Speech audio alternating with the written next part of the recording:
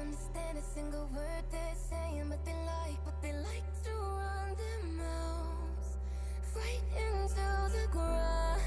But we don't let it get in our heads. These ain't games we're playing, yet they try to break us in.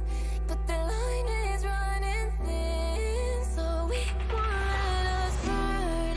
No, we won't let us fall. We'll rise up from the dirt, break down all these walls. There is no holding back from it. There is no harm. It's only living inside of your head. Don't you let it come crashing or shine in the dark. We're taking, we can't lose our minds today. Take our lives away. 'Cause failing isn't an option when you're with me. Nothing can stop us. There's no taking us down. Running out ahead first and control us with the fire. Working in the dark to serve our own life. Making our own love all we need in ourselves. We can be the heroes of the night. We can take it higher. Work in the dark to serve light, hero of the night to take flight. Booyah, prepare for a fight, it's on sight. Taking a leap of faith, playing the game of life. Fire in the skies, no surprise when we arrive. Arise from the ashes, champion battle maverick masses that clean up disasters. You're nothing compared to these assassins that stay lit from shadow casters. Can you hear them screaming out your name? Telling you to fight, telling you to keep on. I can hear them screaming, the energy is growing. We can't stop tonight, we gotta keep it Can you flowing. hear them screaming out your name? Telling you to fight, telling you to keep on. I can hear them screaming, the energy is growing. We can't stop. 'Cause failing isn't an option when you're with me. Nothing can stop us. There's no taking us down. Running out ahead first and control us with the fire. Working in the dark to serve our own life. Making our own love all we need in ourselves. We can be the heroes of the night. We can take it higher.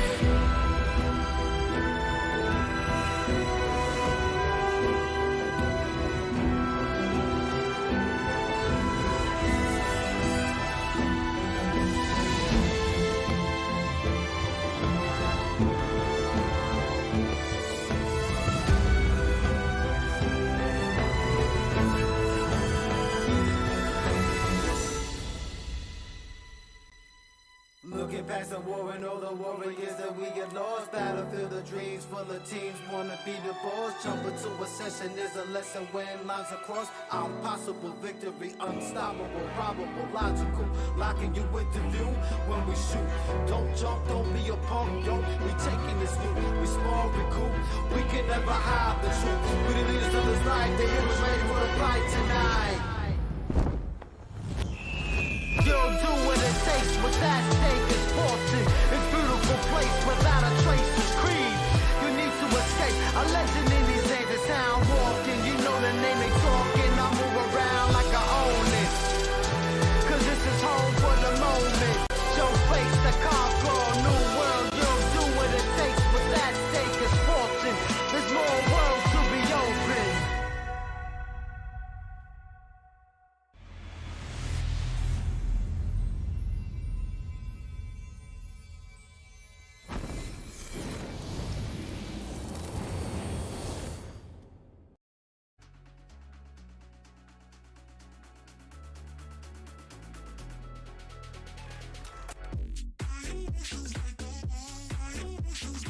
Welcome back, y'all. My name is Melcrit, here to bring you your weekly coverage of the biggest players and the biggest plays in North American Free Fire.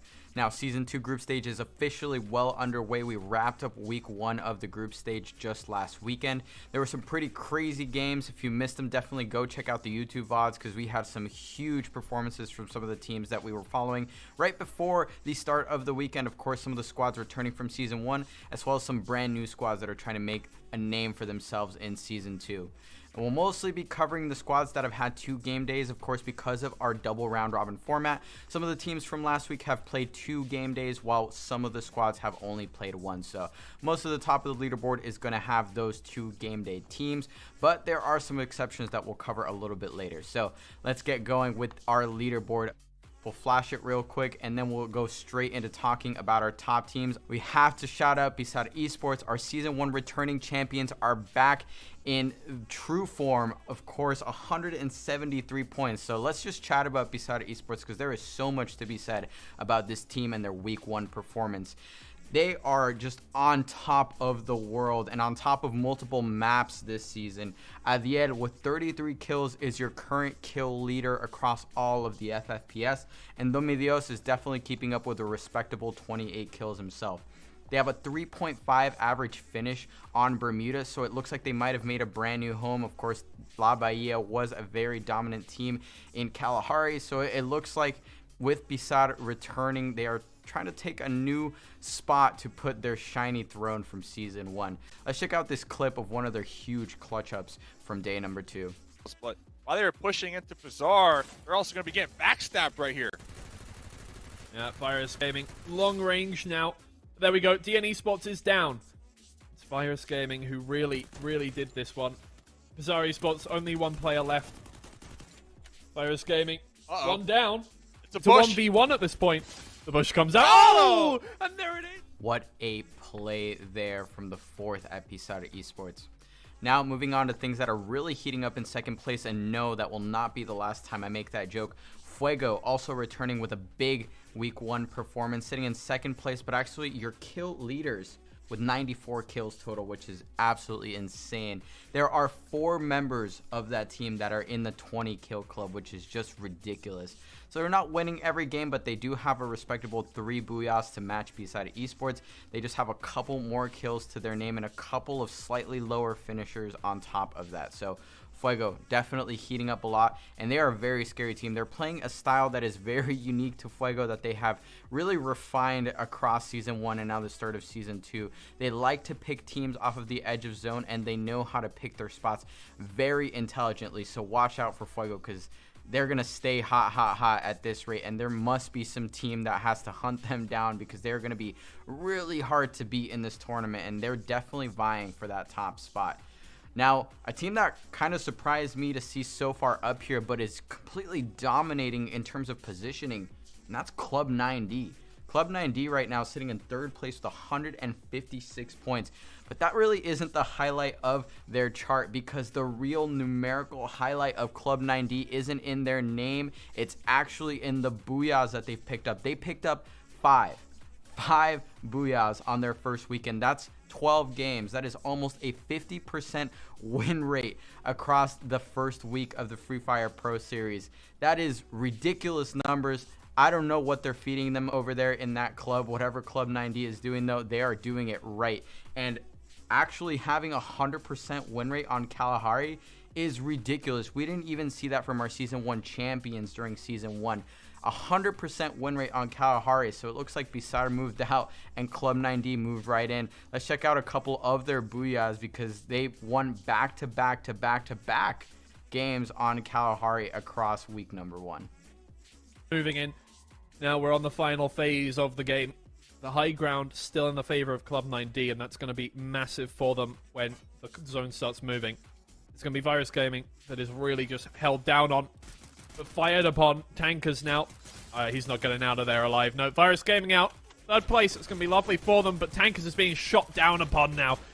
The zone moves outside of that high ground, so it's going to be difficult to get down from there, but Tankers is eliminated. Club 9D, they will take their first booyah of the day.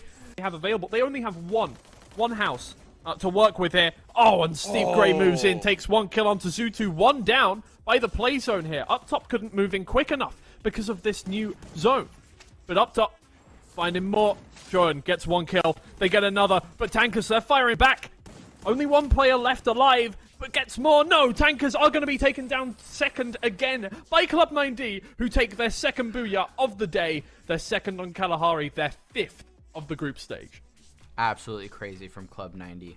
Now that we've wrapped up our discussion of the top 3 teams, let's roll into some discussion about the teams that I'm going to be watching out for in Week 2. Week 2 will kind of settle things because right now our leaderboard is a little discombobulated, with some squads having only played 1 game day and others having played 2. But at the end of Week 2, we'll have a better look at what the standings are going to look like and what teams might expect from the other squads as we progress through Season 2.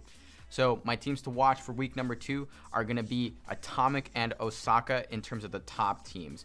Those are the teams that I think are definitely vying for those top 3 and top 5 spots. Even with 1 game day alone under their belt, they're actually just outside of the top 8, which means that they are, even with 1 game down, just outside of what would currently be qualifying them for the grand finals directly, which is ridiculous. And I think they are definitely capable of taking that top spot if they have big enough games in week 2. Now, in terms of the squad that I think might mix things up, they're definitely not near the top of the leaderboard and didn't have craziest week 1.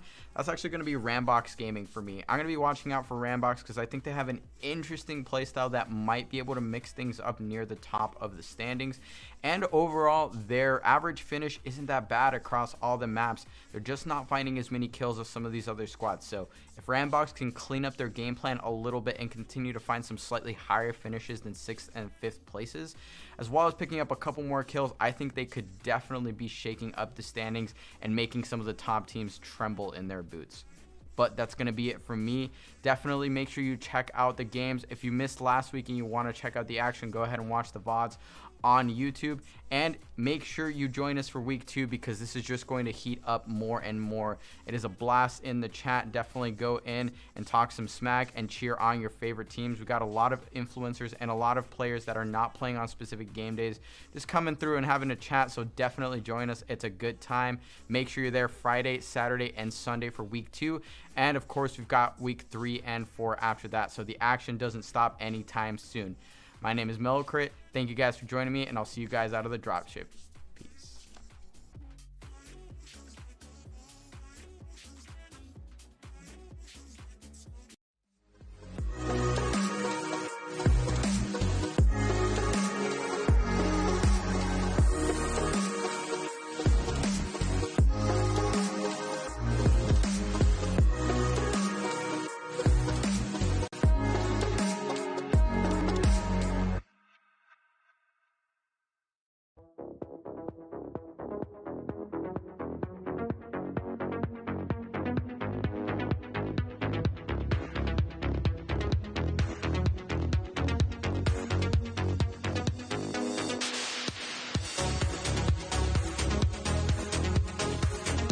Survivors, welcome to Season 2 of the Free Fire Pro Series. We're back to bring you more action, more talent, and even more booyahs for the best teams in North America. On top of a whopping $50,000 prize pool and the bragging rights of being crowned the FFPS Grand Champion, this season the winners will also earn the first ever North American invite to the Free Fire World Series.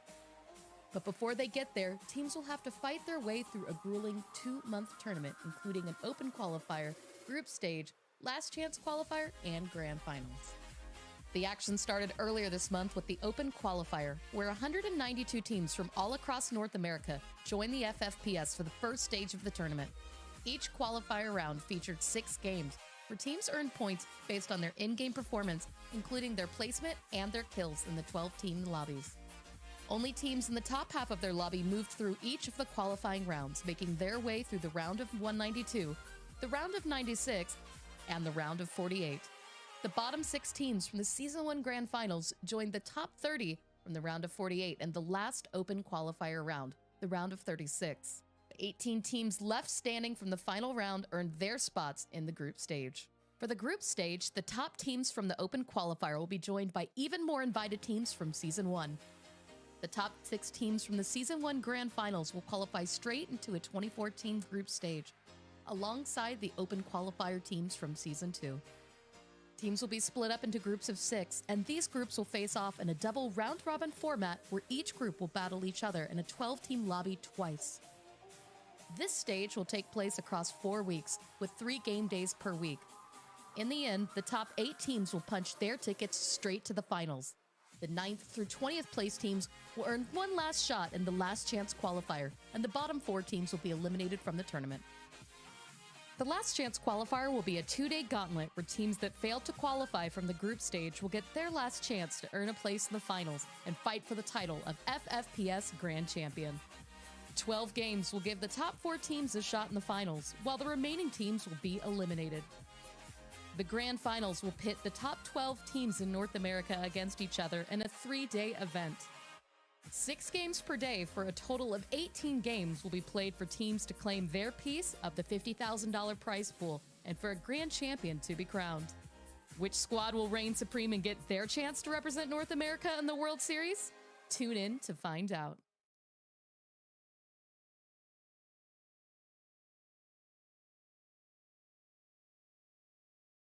What is going on, everybody? Godspeed, Mustache Day. We are back with another beautiful evening, beautiful week of some Free Fire Pro Series group stage, week number 2.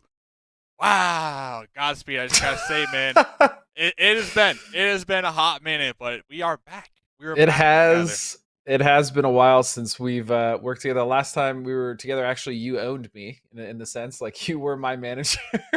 Okay. You know what I'm saying? I thought I'd throw that in there a little weirdly because it's you, Dave. But man, it's good to be back. It's good to be talking to you again. You know, this is actually the first time we've talked in a while. But for those who don't know, we did some stuff together in other games, and here we are again.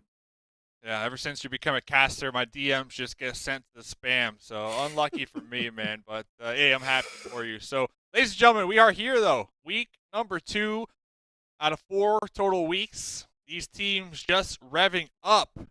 Talking about these teams, let's see the groups. Can we pull up the groups? What teams are going to be playing here today? It's going to be groups B and D, if I'm not mistaken. And we can see them right here on that right-hand side, Godspeed. Absolutely. So I had a really good chance so far in Season 2 to watch most of Group D. I haven't seen Group B play yet, but what I can tell you from Group D is that there are definitely some really strong teams here, specifically Osaka. And even Zundel showed some really great stuff the last time I was on the cast. Rambox as well. I had kind of doubted them in the beginning of the day, wondering how they were going to do. They didn't have the greatest start, and all of a sudden they resurged towards the end of the day. And then, of course, we also had ESA Esports that was kind of living in the mix there. As far as the teams to look at in Group B, Dave, I'd have to say probably Atomic is the one for me that's going to be potentially the standout. Biggest note is that they have someone from La Bahia on the roster, I believe, alongside Trevor, who's another member of the PFS clan, longtime La Bahia, member, and they finished top 10 for full game, Dave. So overall, I feel like Atomic's one of the teams to watch for sure. Yeah, I remember last time I was here, kind of casting the Free Fire last week. Atomics and Virus, they were just popping off. But there was one team in the chat that they love, and that's Tankas. Tankas from the chat, just nonstop spamming from that group all evening long. And I think Tankas, one of the main players on that team, has a ton of fans behind them, and they had some clutch moments. I'm not gonna lie. Yeah, Tank from Tankas had some clutch moments, and I kind of agree with the chat. Like, I get what they see in this squad here, so I'm really curious if they can kind of continue on with that momentum here tonight. Absolutely. And then just talking again about some of the other teams we mentioned, Dave, Osaka, right? This is one of the teams that looked insanely dominant. And I remember Season 1. I remember even casting this team just a little bit. They ended up kind of in the middle of the pack, though, which is a little disappointing. The team fighting, I will say, has improved quite a bit, actually. That was one of their weakest points. We'd see Osaka kind of set up these really cool traps, but then they never actually, were able to execute them correctly, and then they would lose members or just get wiped completely. So the fact that their team fighting is much better is a great boon for them. And, if I'm being honest, I think that may be in kind of a result of the fact that they have kind of a brand new roster, Dave, including Domi from Season 1's Club 9D and Jeremy from Season 1's Fuego. So Okay, new roster. Who this? So they had some time to kind of work together and catch some vibes. And talking about catching those vibes, here's the overall leaderboard. We can see up there in first place. They will not be playing here today. Fuego, I don't believe so either. Remember, it's going to be groups B and D, so we're going to be paying attention to those squads. And the highest team here is going to be Atomic in 10th place. So they definitely have the opportunity tonight to really climb up these leaderboards. Same with Osaka.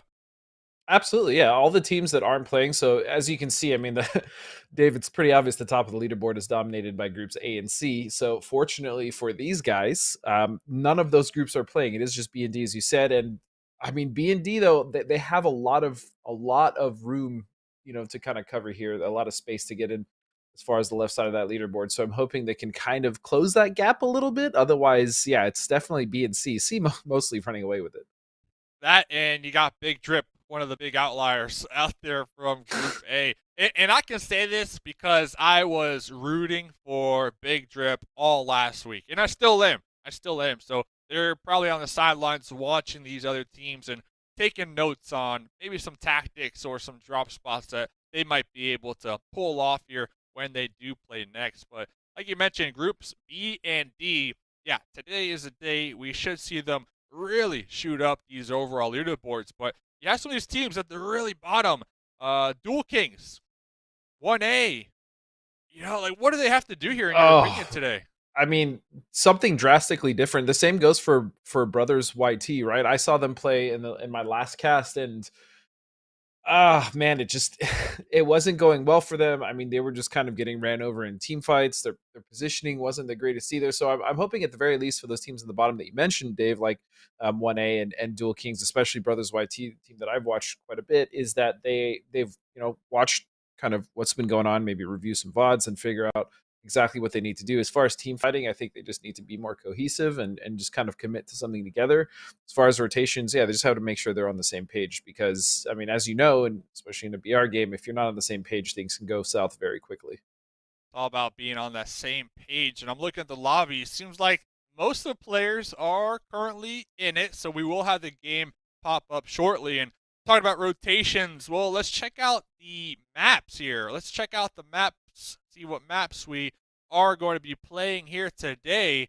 Bam, in your face. 6 games, 6 exciting games on 3 beautiful maps here at Godspeed. Absolutely. Bermuda, Kalahari, and Purgatory. And we've seen, I think one of my favorite maps, it's definitely not Bermuda. I think Kalahari would have to be my favorite map just because of the central points that have the really high towers that you can kind of snipe down from, as well as like just really interesting positions overall in Kalahari. So I personally look forward to that one. However, the other 2 maps are great as well. And it seems, due to our backgrounds, Dave, Kill, are you standing right now, by the way? That's cheating. Oh, me? Am I? Hey, I do what I gotta do. And I need a standing desk. I like Kalahari too. I call it Kalahari Calamari right there because it just goes together. But Bermuda is going to be the first map here tonight. That is my favorite map. I really like the vibes, the beach towns. There's a lot of coastal land that you can really work with. But Godspeed, enough of that. Game number 1. Let's get into it. Game number 1 indeed is going to start. And for those of you maybe tuning in new to Free Fire, let me tell you something right now. These games pop off very quickly. The maps are slightly smaller than what you may be used to in a normal BR. Because of that, there are hot drops aplenty. And let me tell you, there is no waiting for action generally with these players, especially in all these qualifiers or even these group stages that I've seen. People like to hot drop, Dave. It's no secret. Yeah. And you know what? What's even more interesting, it's kind of, I want to say, encouraged this season. Yeah, yeah, it kind of is. Yeah, because of the buyback, the Blue Hearts, the revive system, yes. Right? So it does not make sense to not hot drop a team, as long as you can always make sure to keep at least one alive, right? If everything fails, just have that one squad mate alive so you can pull back and get the whole team up. I think we should expect to see a lot more teams hot drop, because if they're not, they're just missing out on some early game kill points, in my opinion. Absolutely. I mean, we saw that last week, or I believe it was R15 with Chris on the team, if I'm not mistaken, who was down. He was the last member up, and then he ended up reviving his entire team, and they got close to winning that game. In fact, I don't even remember. They might have won that game. So the revive mechanic is absolutely huge. It's something that's new, and I feel like a welcome change coming into competitive play. But as we now move over, we see multiple teams have decided to actually not hot drop. This is very odd. I think just one little cluster there in the center is VG. But this is turning out to be quite interesting. And there it is. That's the hot drop I'm talking about. VG versus TK. One's going to go down. Looks like it is a 3-on-2 situation right now. They are going to go for the push knock. Wait a second. TK's bringing this back. Yeah, just like that. You got some Tommy guns, you got some shotguns up close and personal. The glue wall going to be blocking both teams, really pretty much tunneling both teams into a really tight little funnel here, which could be dangerous because there's not a lot of angles to peek, and those angles that you are peeking could easily be pre-fired upon. Absolutely. See a decent recovery there. Again, really good use of the glue wall there. You're absolutely right, Dave. Causing that really narrow angle, and it does look like Tank and Mannix potentially want to go back down. No, they're still fighting. But Tank's nowhere to be found. That's going to be an easy flush as Tank is going to go out. And I still think this is the right play. As you were saying, Dave, go in for the fight. If you lose people, great. At the very least, you get a kill point, right? And then you can get some revives. So we'll see if that is indeed what he decides to do while moving over MC2 and on. Let's see what these two teams potentially want to try to make happen. And I again have to echo you. I think the revive mechanic has brought even more aggression to this game than it already had. Yeah, Frank the Tank out there on their own. I think that's the play, right? If you are gonna hot drop with 3 and make sure that solo, that lone wolf from the squad is near one of those revive stations. It only makes sense, right? Because you're really not risking anything, in my opinion, as long as that solo and that revive station isn't going to be killed in the process of kind of waiting to see what their teammates can accomplish. So I believe that is exactly what Tank is doing out there from the Tankus. Yep. As we hop into the Atomic here. This was a team that a lot of people are looking forward to here this week. Yeah, Atomic, I mean, again, they're one of the teams that we had pointed out even at the top of the broadcast that needed to be watched, right? I noted that Abreu from the Season 1 team of La Bahia is now on this roster alongside Trevor. And so I feel like this team coming into Season 2 probably should have been a little higher in the leaderboard. However, I don't think they're doing bad whatsoever, especially because they have one extra, or they're catching up technically on a game of play. Yeah, so we'll see as that danger zone is going to miss absolutely everyone. Unfortunately, to the chagrin of our entertainment, many will not be caught in that, as most of the teams, Dave, are in the circle. Yeah, today I believe is a day that after all the games today, everybody has an even matches amount played. So we'll get a great sense of where all these teams sit on the overall leaderboard. And talking about sitting, Osaka, team that you were looking for here this evening. Some nice long range shots. Osaka is notoriously good at, again, setting up traps and then finding the best possible way to punish their opponents. The problem is, although their ideas and their game sense has been pretty solid, their execution has not been out. So at least in Season 1, and again, with the new roster here, I'm really looking forward to seeing what Osaka can do and build off of that really aggressive playstyles. We're seeing 999 take some shots here from Osaka is not where you want to be solo, and he is out of there. He is absolutely out of there. That is 100% the correct play. You have a full 4 running down. That is not where you want to be. It looks like even on the southwest here, if you look at the map, they've getting quite a bit of action there, potentially between Zundel and Brothers YouTube. About to get spicy out here. It's about to get spicy. We got 2 teams up here hovering around each other, and now to make matters worse, the danger zone right on top of them. I did notice one of the squad mates from Osaka rocking that SKS. Very interesting choice here. We had a poll last week in Godspeed, and everybody agreed. The best marksman rifle, hands down, is the Woodpecker. So, we'll see. Hey, different strokes for different folks, That's true. Happen to love the SKS, so I support it. I don't know what you're missing out on. But True. Osaka, all right. Again, making their approach in here. But these guys are going to look to fight. They're on the north edge here, and they do have another team in 999 that they've been actively kind of hunting and holding down. We saw one of the members kind of fly away earlier, but they are holding the edge, and I really love the strategy coming out from them.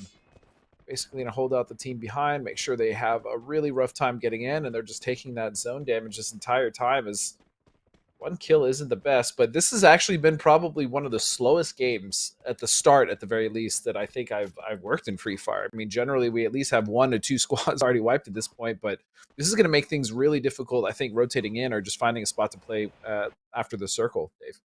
Yeah, Osaka, I mean, the definition of gatekeeping right there up against 999.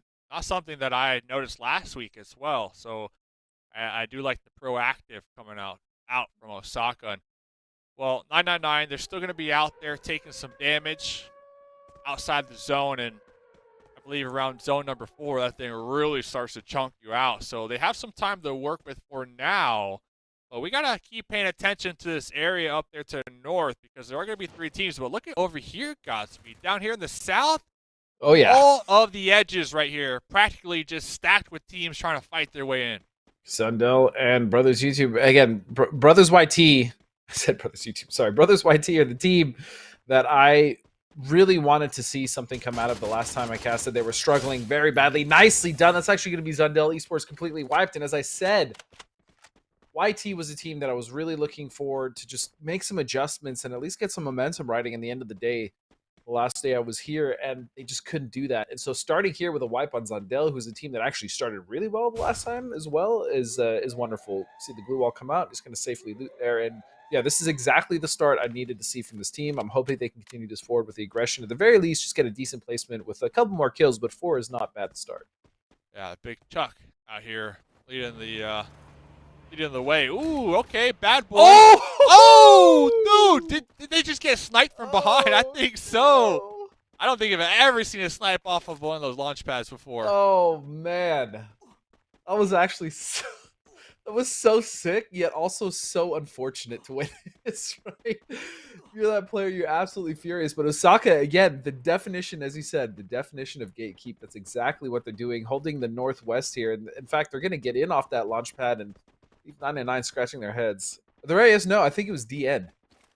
Yeah, D-Ed, we can see out there kind of stuck in the mix after one of their teammates just got nailed in the dome while they were trying to evacuate the area. So it's like, it just makes matters worse. But it looks like they're going to be staking their claim out here.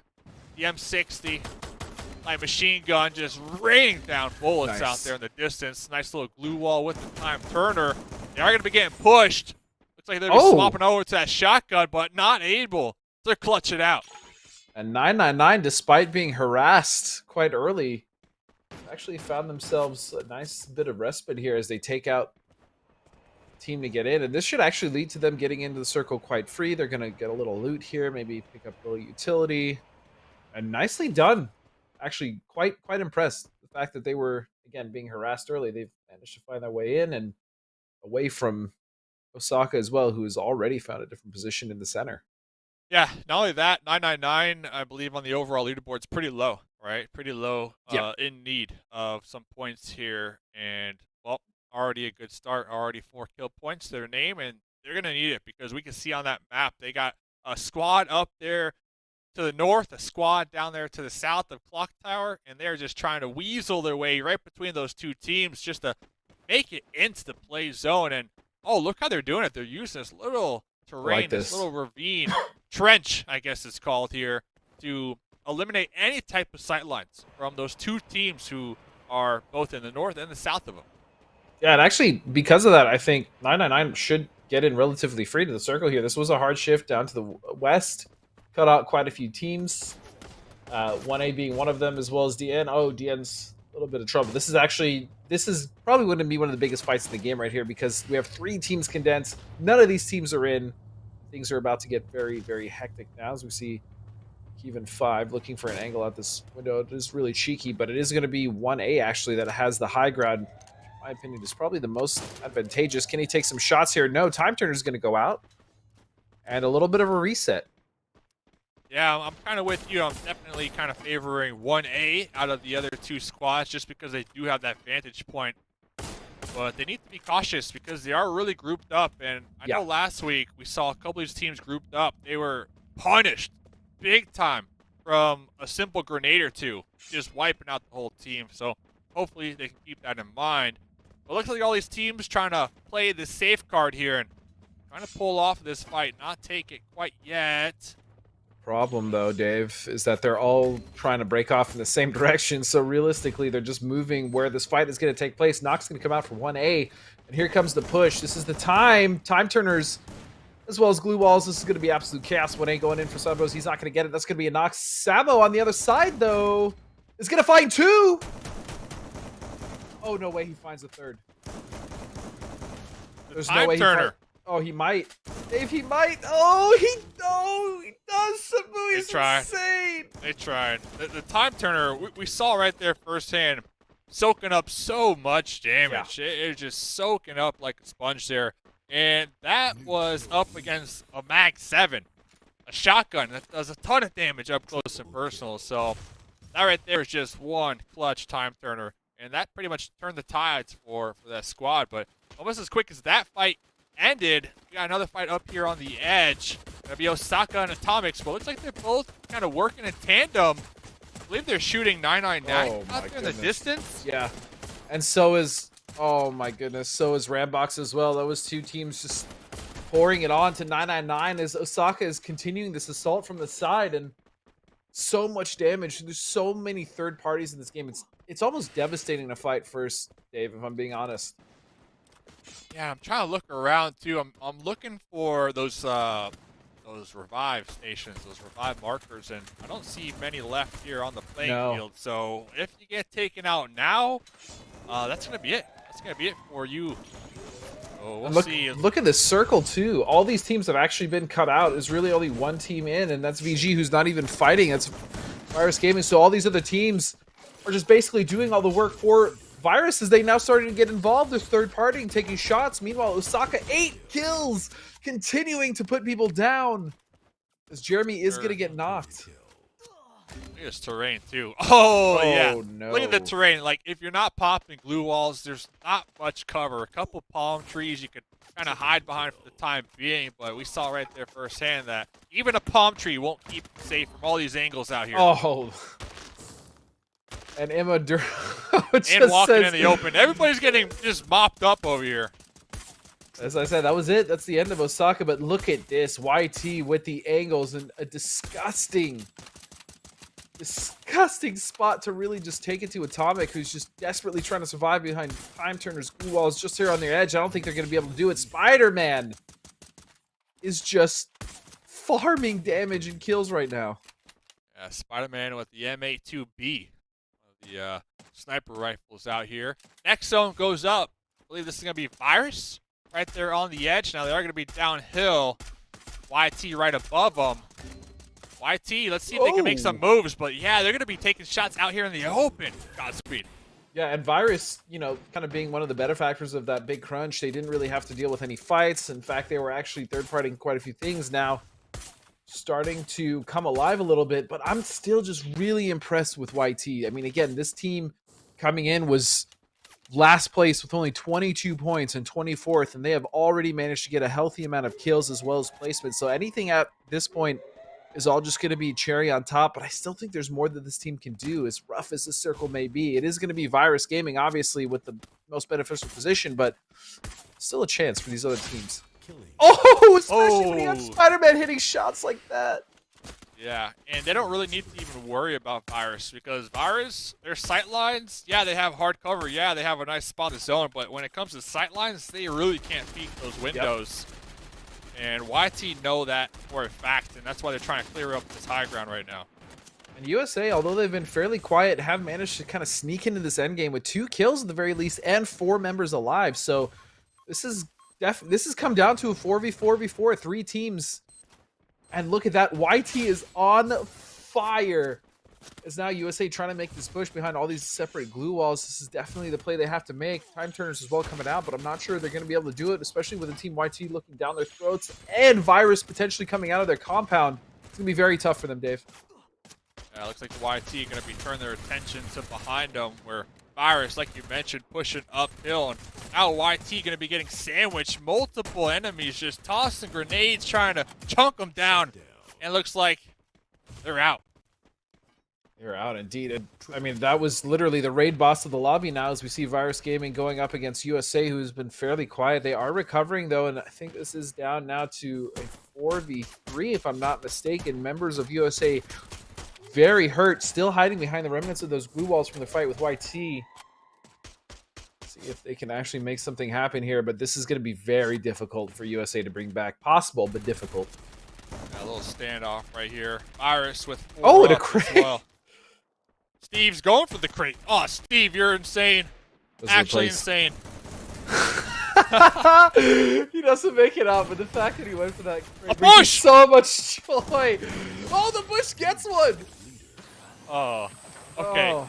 They almost lost to a bush. They almost lost. You saw them turn so quick, like, hey, that bush is moving out here.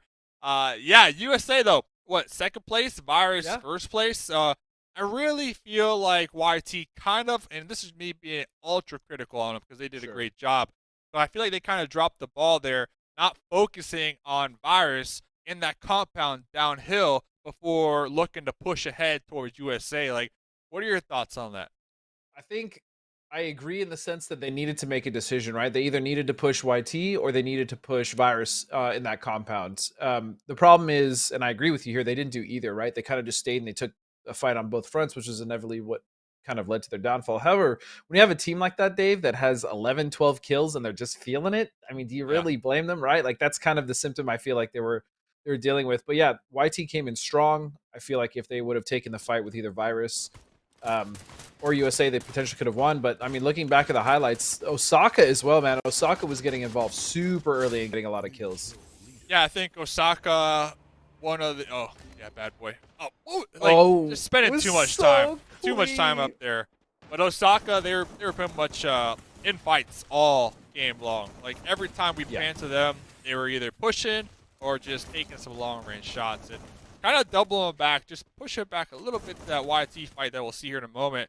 The only reason that I thought they didn't push down on top of Virus is because they didn't have any type of utility like grenades, but they actually did because we saw them use those later on in the game. So I feel like if YT would have just naded that building, just ate it down, bring it down.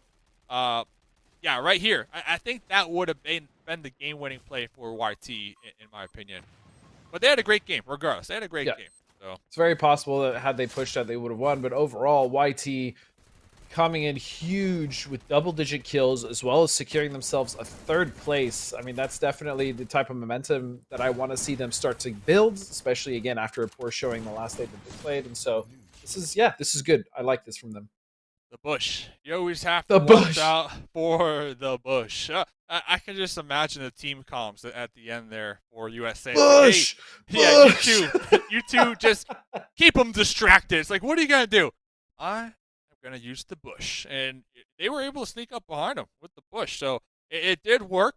Just unfortunate that the other two USA members kind of got spotted in the process while Mr. Bush was trying to get that sneak play going down.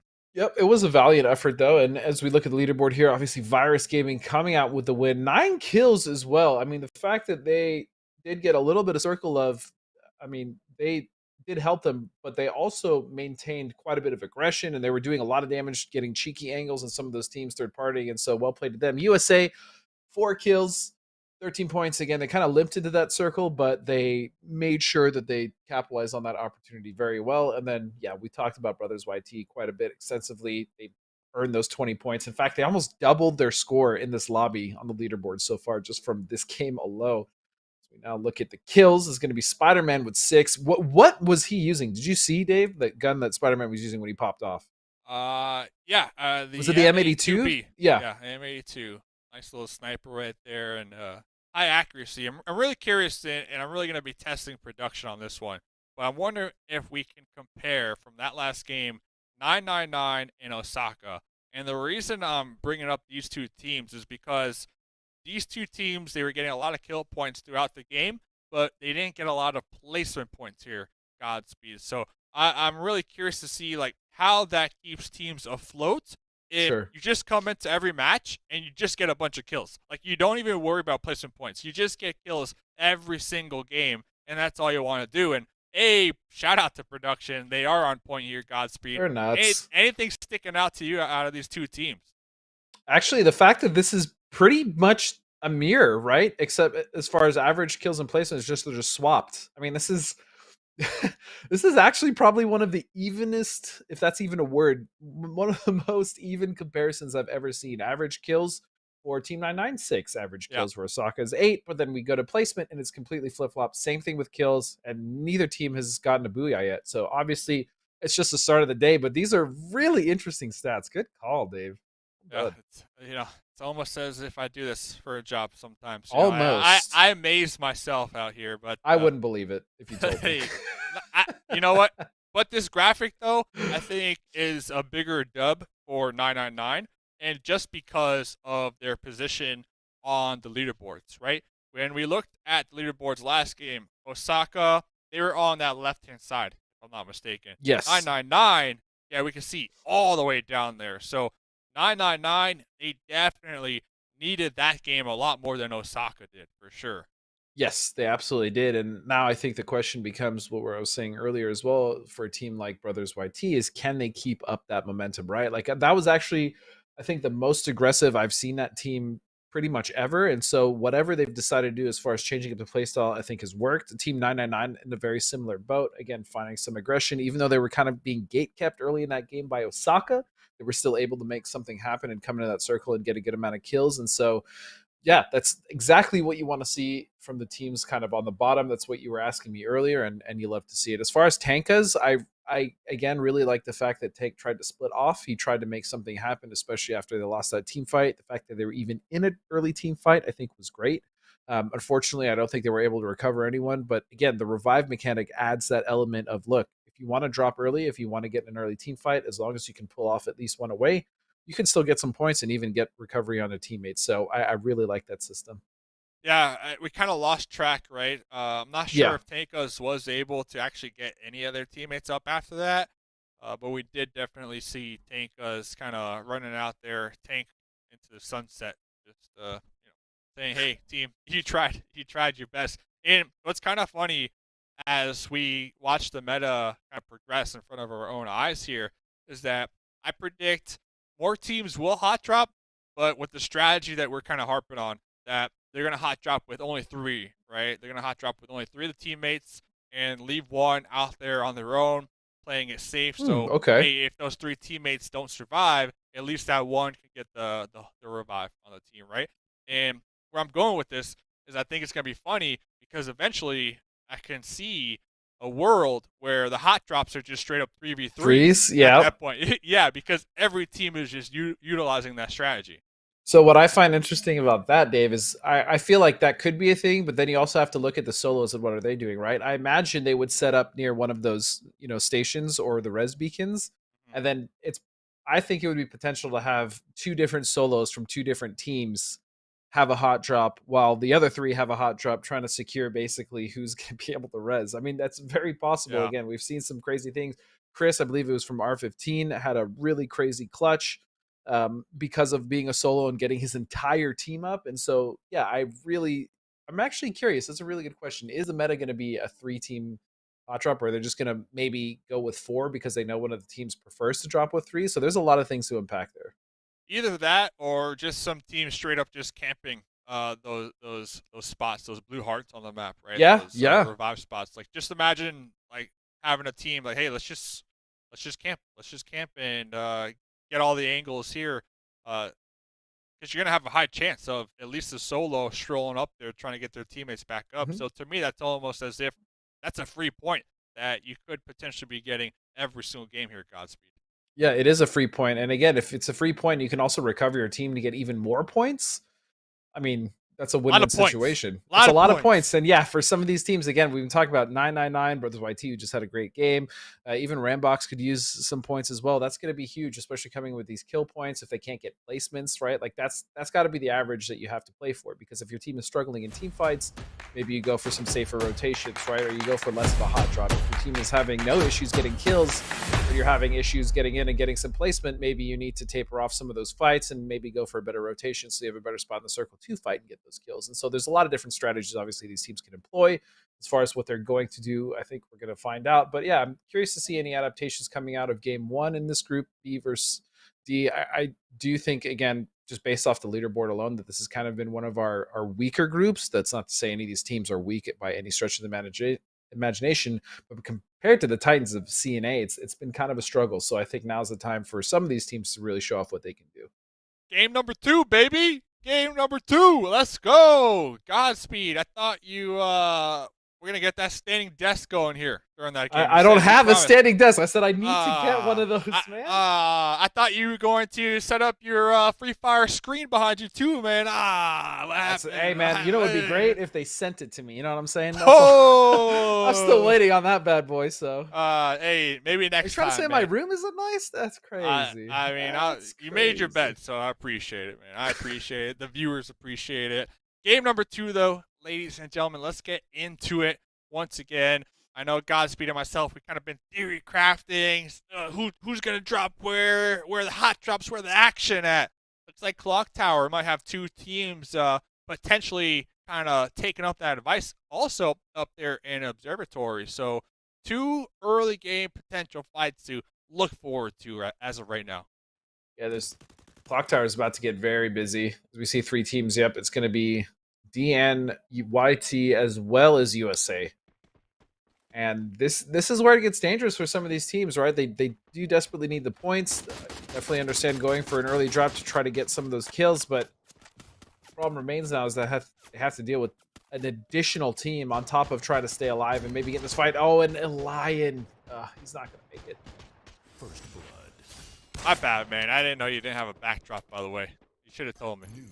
I didn't mean to put you on the spot. It's all good, dude. Oh, man. I'm not upset. Oh, man. Maybe next time. Maybe next time. Talk about next time. DN. DN, last game, I recall they had an early game fight and they had like a solo, kind of just trying to survive. And yeah, DN, bad boy. That was that person that got domed off of that launch pad as well. Oh, yeah. So He's having a bad day. Yeah, having a bad day. And now they're going to be kind of sandwiched between 2 different teams out there. So we'll keep tabs on that because 1A, okay, looking to make a push here. I like this. I like that skin. I'm not going to lie. The skin is sick. He's now going up. Brady from 1A, just deciding to go up and over. Yeah, they know that there's multiple. Oh, this is a disgusting trap, though. Brady, don't go up those stairs. It's not worth it. Go up it, Brady. You got the No, P90. You can do it. The P90, you can do it. You can do it. That is not the play, Dave. If he goes up into this house, he's instantly going to get knocked. Dude, throw a glue wall. GG. There's so many crossfires. Yeah, just throw up a glue wall. Throw up a time turner, you know? Just do it. Just walk into a trap set by 4 players. Nothing can go wrong. That's one thing that I really do appreciate about Free Fire is that you can just disrupt the whole team in a compound with a simple glue wall. One glue wall, it can separate the whole squad, and it just becomes who can hit them shots up close and personal first. So really looking to see what 1A do here in the situation. You know they want this. Oh, yeah. Absolutely want that. As we saw off screen, member of USA getting knocked as well. But this is... I mean, realistically, this fight is also happening outside the circle. There we go. So finally some utility being thrown in. I mean, 1A knows that they're up there. They know that they want to get rid of them. That way they can rotate in for free from behind. They're just coming out. They're coming around the corner, and here it is. Time turner's being used. No glue walls yet. That was massive. Knox going left and right. What's going on here? Matt's going to find 2. Wow. There's the first glue wall. Yes, sir. Looks like that glue wall is going to slow it down just a little bit, allow some revives. But we heard a couple shotguns. We heard some MP5s. A lot of utility being used here in this push as well. USA now having to deal with DN. I should say 1 member left of DN, at least as far as we can see. Edwin is trying to get away, and I don't think USA is going to let up on this. They are going to loot here, but the rest of the members painfully aware of where Edvin is, and that's going to be a knock. And where is the rest of his team? It looks like they're in the actual so zone on split, the edge. Yeah. I think was- what happened is Bad Boy was able to get a revive on one of their teammates, and that's why they went to the zone, actually. So at the very least, Edmund will go down. However, the rest of Team DN will survive, 2 of those being in the circle, as we now watch USA potentially find a good rotation in. I mean, they're quite far from the circle there in the northwest, but they should be able to get in just fine. Actually, I don't see any opposition for them. Just looking at, once again, Zundel Esports is an interesting one to me, just because of the fact that the last time I cast, they were explosive in the start. I mean, they had a really great start. They were very aggressive. They were sweeping the edge of the circle, and they were doing a great job of not only getting a lot of kills, but dissuading teams from rotating in on them. And they tapered off quite heavily towards the end of the day, and I'm really hoping that isn't the case here. They haven't had the strongest start so far, but doesn't mean it's not possible. As we now look over to Atomic over here, very close to another team, and that is Osaka, Dave. Yeah, it does look like Zundel, though, to your point, they are going to be hunting down Bad Boy, so they are trying to be proactive with acquiring some of these kill points. But Osaka and Atomic, both these teams we saw last game, they're really good at recognizing when they have the advantage and when they think they should push versus when they just know for a fact, like, hey, we're out of position. Let's not take this fight. Let's rotate. And that's exactly what Atomic did here in the situation, right? And you have to appreciate these little things from these top-tier teams.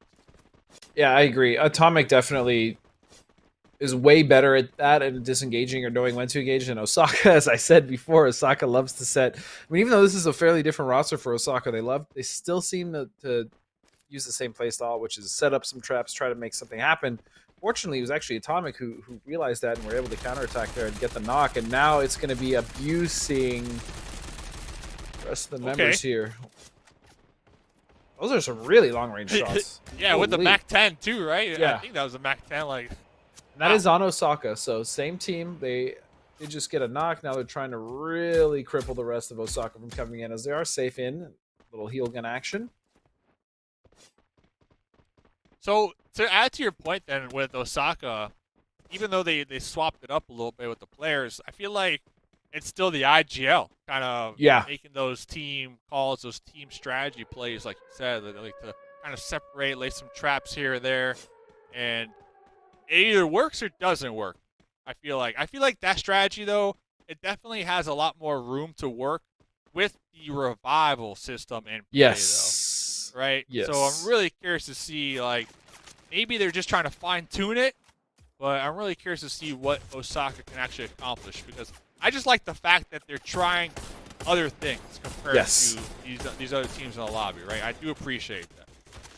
And ultimately, this is going to end to them innovating, right? As we see Virus Gaming just raining hell onto Atomic, and this is such a rough position, actually, for Atomic, who's basically just stuck on the side of a hill. They have no cover other than a few trees, essentially their glue walls, as well as a time turner. And so they are trying to make this happen. They're actually making it down fairly close now to the team of Virus, who is just a 3-man. So we'll see if they can actually make something happen here. A knock would be huge if they could just put some pressure onto Virus so that they can move up. But the problem is Virus has had free reign and pretty much just shoot down and stop this advance. Yeah, Virus, they do have one of those revival stations behind them as well. So they're trying their best to keep Atomic across that road, keep them pinned down, and probably buying some time, right? Or I would assume one of their teammates. Oh man, look at this. Look at this damage though, Dave. I mean, you're absolutely right, but I mean, they're just ripping Atomic apart. And at this point, I'm not even sure if Atomic's really going to get further up. He's got the glue wall, the grenades coming out. Nice utility there. Oh, this is going to be huge, but he's knocked. This is huge. The aggression from Atomic. Can they get more? Oh, they absolutely can. Wow. Eddie Roos is out of there. He's like, nope, I've seen enough. Triple kill. Can't hold down Atomic. And that was honestly, as you see him near one of those vending machines there, potentially going for a buyback. But yeah, that was incredibly impressive. For Atomic to make it off that hill and only lose one after getting shot at that many times is crazy good. I would be lying if I didn't say I'm surprised. I am surprised. Yeah. Because I felt like Atomics were definitely at the disadvantage. Yeah, they had some glue walls, and they executed those nicely to provide some cover as they push not only across the road in the open, but also uphill. I think the uphill is the key takeaway right there, because that is a little more challenging in my opinion. But yeah, it looks like Atomics definitely coming out on top right there and pretty much taking the center position that Virus had been holding down for a good amount of time. And absolutely showing us, Dave, why Atomic is one of the very few teams in this lobby on the left side of that leaderboard, right? I mean, they came in and, I mean, again, coming off that position, coming off of the fact that they had to go down the hill and then up the opposing hill with another team of 3 strong shooting at them and getting knocks. I'm just supremely impressed by Atomic. Honestly, to me that makes them one of the better teams in the lobby, if not the strongest team in the lobby, to be able to make that play happen. What more can you ask for, honestly? I mean, really, you can. They only lost 1 too in the process, right? We now move over to Zundel, fighting 1A here. This fight seems to look at this. Wow. Slow down quite a bit. What a shot, Godspeed. What a shot gross. up here from above. When this 5 teams. When this condenses, Dave, it's going to be hell. I mean, it's going to be really bad. And also, I want you to notice that with these 5 teams in the circle currently, there's still 4 teams that have yet to make it inside the circle. 4. So that's infinitely more players. I mean, that's at least, some of these teams are kind of fractured, but that's at least another, I think, 13, 14 players. These teams are all full. There's another 16. There's no room in the circle for them. Yeah, for sure. And out of those 5 teams, I believe 4 of those teams from that shot up from above were in compounds too, right? Yeah. There's not a lot of other compounds to work with. If I'm not mistaken, these are the only compounds that are currently being held down. So everybody else is going to have to play outside in the open or on the edge using trees for cover. So we shall see. It is going to heat up as we are going to be viewing down here in the south here. Like we're going to see a couple squads, a little 3-way standoff. Yeah. But Very curious, Dave. RBG, they're at the disadvantage. That's exactly what I was going to say. How is RBG going to deal with the situation, right? They have 1A who is in the most comfortable position to kind of hold out Atomic. Then you have Rambox just sitting underneath. And as you can see, they're trying to be very sneaky, right? They're not trying to alert the other teams to their presence, maybe trying to get up, get a surprise knock. Oh, no, they've been spotted out. And I'm looking for Atomic to potentially make a move here. Was in the time turner, tried popping out with that glue wall, but just spotted in the process. So Rambox was the team to look out for, was the team to see if they can make it up the hill. Looks like they're going to be having some help from Atomics. Yeah, trying to wrap behind, actually. So Rambox are surviving, surprisingly enough. That play from Atomic to wrap around rather than directly get involved in the fight is why I think they're actually just... I now know for a fact, even though they got wiped, potentially the best team in the lobby. That presence of mind, we're like, look, we can wrap around this. We don't need to just come in from behind and we can get a better position. That's really heads-up play. It didn't work out for them. They lost many members and got wiped. Actually, I'm not sure if they got wiped completely, but I still really like the attempt coming out from them. Especially after what we saw. Yeah. They're gone. And Rambox winning. Well, definitely coming out on top of that. Because Rambox was the team that was downhill. Yeah. That had to work their way uphill into 2 different teams. Rambox now swapped positions, and now they're the team gatekeeping. So Rambox, a huge W right there on the micro level. And Rambox, they've impressed me before where I thought they were in a bad spot or there was no way they were going to make it out. And so, I mean, I should... should definitely learn my lesson with that team. They always seem to pull something beautiful off, and those utilities are coming awfully close. Jeff C from Zundel, and the glue walls is feetsies. Oh no! Actually, I'm cheering for Rambox here. After that last kind of rotate and opportunity to survive, and a huge shotgun to the face right there. Rambox are the gatekeepers. Let's see if they can continue doing just that. Like a thief in the night. What a shot. So because of that, now it is Zundel who is going to move forward again. I really like this team's gumption. You know what I mean? They may not work out for them all the time, but they absolutely go for these plays to try to make them. Jonah didn't see the player behind him, though. That's going to be a free knock in the bush. Yep. We'll survive. It's like Zundel just sending it. Going for those 360 no-scopes and not working out in their favor. Not working out in their favor. No, it's just Santos now down as the last remaining member for Rambox, and what a hell of a game they've had just trying to make it in here. Meanwhile, USA is quite healthy. Quite healthy, I should say, as Dual King is also the only team currently sitting in the compound, in the circle. They're basically going to have free reign. Just take all these shots on USA. But DN is actually still in, and they're on the northwest side, and I don't think they've been quite spotted or harassed yet. They potentially could make something happen here as we see DK completely focus on USA. Yeah, and one thing to note, back-to-back games, right, with USA in a top 3 situation. So when Yep, we're true. talking consistent placement points, at least in the first 2 matches, USA Esports have been doing just that. Consistency is key, especially if you're getting top 3 back-to-back. Let's see if they continue that. But first, they have to see if they can make it in and survive this game, as now 2 teams are starting to onslaught the position of the ever-so-covered, team of Dual Kings. As now DN is trying to make a desperate bid, but USA as well. This is going to be really hard, honestly, for DK to hold off both teams. They're getting attacked on 2 fronts, which means that it's probably best for a team to split 2-2. But how do you do this, Dave? How do you survive? Yeah, honestly, DK, they're going to have to come up with a decision quick, because 2 different teams are pushing in from up there from the north. I can't miss with the MP40 has the answer. Not for long, though. Utility now, DK. Could they protect? Man, it's so clean, but here comes DN, the team I was worried about for DK. Coming in strong, that's going to be a member knocked, 4v2. That's going to be another member that's just down to 1. Can he make it happen? I don't think so. He's healing in the 10s, and that is it. So DN coming in with the booyah in game number 2. They knew that, right? Because DN, Bad Boy, I'm going to say it one more time, Bad Boy was that player last game that was just surprised on that launch pad when they got domed. So this was their redemption arc here, getting that booyah. That's 12 points, plus any kills they had that game. But once again, we said it, USA, back-to-back games where they find themselves in a top 3 situation. That's huge in its own right. And that, I'm going to be honest, that consistency is really difficult in this game, right? Especially with how early you end up tending to fight, as well as how many third party or even fourth, fifth party. I mean, we've seen teams fight, and then they immediately recovered, fought again, and then fought a third time, which is like really difficult to recover from, as well as just keep 4 members alive. So the fact that USA has done that 2 games in a row now, we saw them as well one of the previous weekends where they were able to get a good amount of placement points.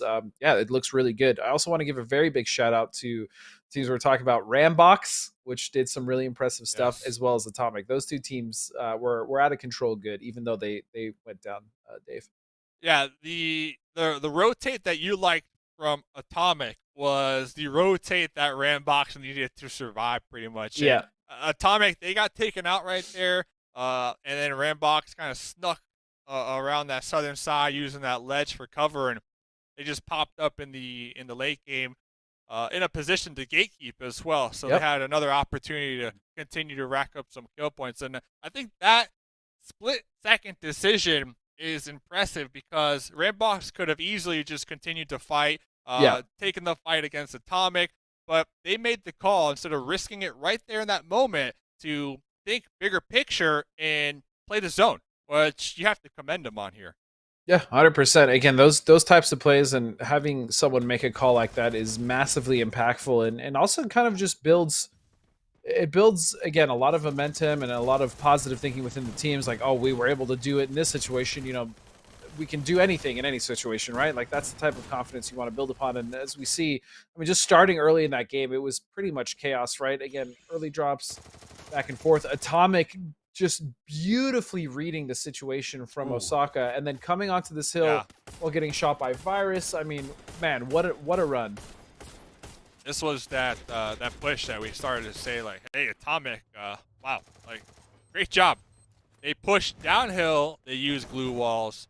Then they had to push back uphill using glue walls. So you also have to think, like, they had to plan accordingly. They had to communicate with each other how many glue walls they had, right? How many glue walls do you have?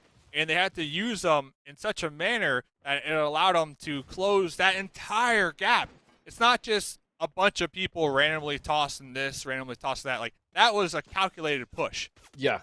It was leapfrogging to the highest degree, right? Like, you go, all right, I'm going to put up my glue wall, then you move. And they move beautifully in tandem. Again, the fact that they only lost 1 member on that push is crazy. And then coming back to the end of the game here, where we had Dual Kings against DN and USA, the fact that they almost held that down was most impressive. But DN, I mean, they took their time. They came in from the west side of the circle, and they were able to sweep up 8 kills in the process as well. So very impressive coming out to them. Dual Kings holding that compound, were able to get 5.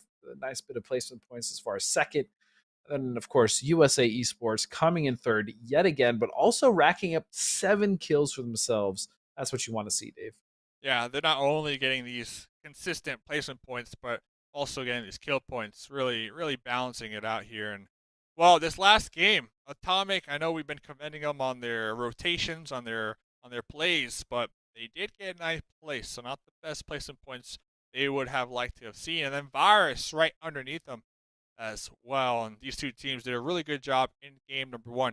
This is the leaderboards from this last game. I'm curious, overall, how did this impact the overall leaderboards after that last game? I know up next we got your favorite map, by the way, Kalahari Calamari. Oh, yeah. So, hey, players, get ready for that. But You here's the are leaderboards, Godspeed. ridiculous. Yeah, so USA Esports going to come up as far as points go in here now. This is really good to see. Again, Brothers YT, they're still getting some kills, which is most important, right? They're making a much better case as far as their climb is concerned for making it onto the left side of the leaderboard. That's what I want to see continue from them. Rambox, again, doing really well. 20 points on the day so far, not bad at all. And one of the teams I talked about earlier that I'd really like to see, kind of build off the success of their initial start last week is Zundel. Zundel's kind of been struggling as they did at the end of, the previous week. USA and Brothers YT, not two teams that I would have expected to be at the top. I know we only played 2 games so far, but I'm a true believer in momentum, and I know you weren't here last week, but I got this thing called the Mustache Dave Momentum Meter, and it goes up, it goes up, it goes down. Right now, if you are USA or Brothers YT, your momentum meter is at that 50% mark, I feel like. If either team can get a booyah over this next game, maybe next 2 games, that 50% mark goes to at least 80 to 85, and after that, there's no stopping them. There's no stopping them. So I'm really curious to see who is going to get that booyah first here, Godspeed, out of these 2 teams. I love the meter. I also love the stash. I've seen it IRL. It's quite legendary. It's quite nice. Therefore, giving them that type of praise from that mustache is, well, it's really nice. It's really nice, Dave. Looking at this Okay. Oh, Godspeed. I know you got lost in the sauce there. The meter, I know. I'm hitting you from all angles. But I see you're trying to deflect the question here. Brothers YT or USA Esports, Godspeed? Tell me, what team is getting the booyah first here, man? I think it's USA Esports. It's got to be USA Esports. You called my bluff, but I think honestly the consistency. Look, I love how frag heavy Brothers YT have been today so far. This is exactly what they needed to do. Come in, be aggressive, get kills, make some good plays. Even if they go out early, fine. Their average placement isn't even that bad at 5.5, but the consistency that I saw last week, at least on the days that I was working with USA Esports, and the fact that they've already come in today and gotten 2 back-to-back thirds, makes me believe that in the long run, if you have a bigger sample size, which we do have 4 more games, fortunately, to watch, I think that it's going to be, in fact, USA with that consistency that's going to get the first booyah. I could be wrong. I've been wrong many times before. I'm surprised. That's what I believe.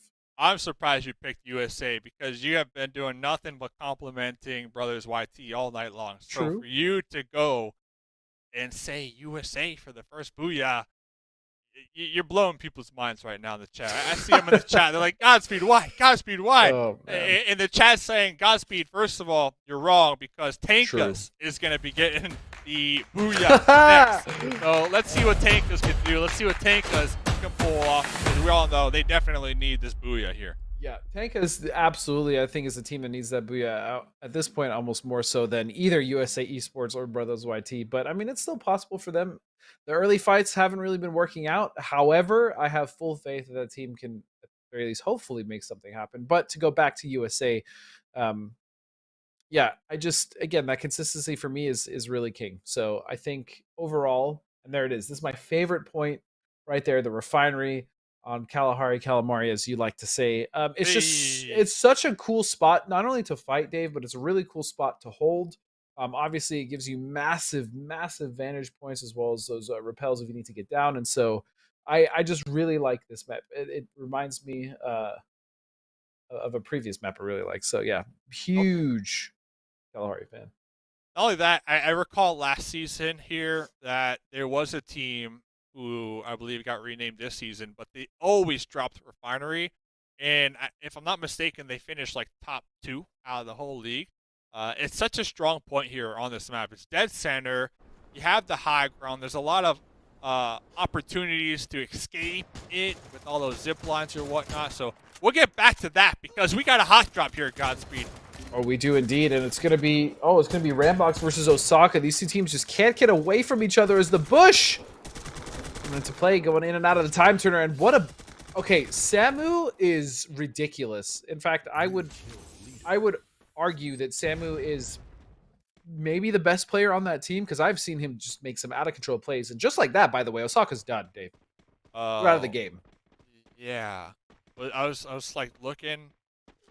That was Osaka. If you Osaka. blinked, you missed it. That was it. That was Osaka. Wow, that's a big team to take out here because out of both these groups, Osaka was definitely up there towards the top when we think big picture, when we think teams climbing the overall leaderboard. So that's going to open it up big time for these teams beneath them trying to, 1, play catch up with Osaka, or 2, overtake Osaka. So that's a big opportunity here for these other teams.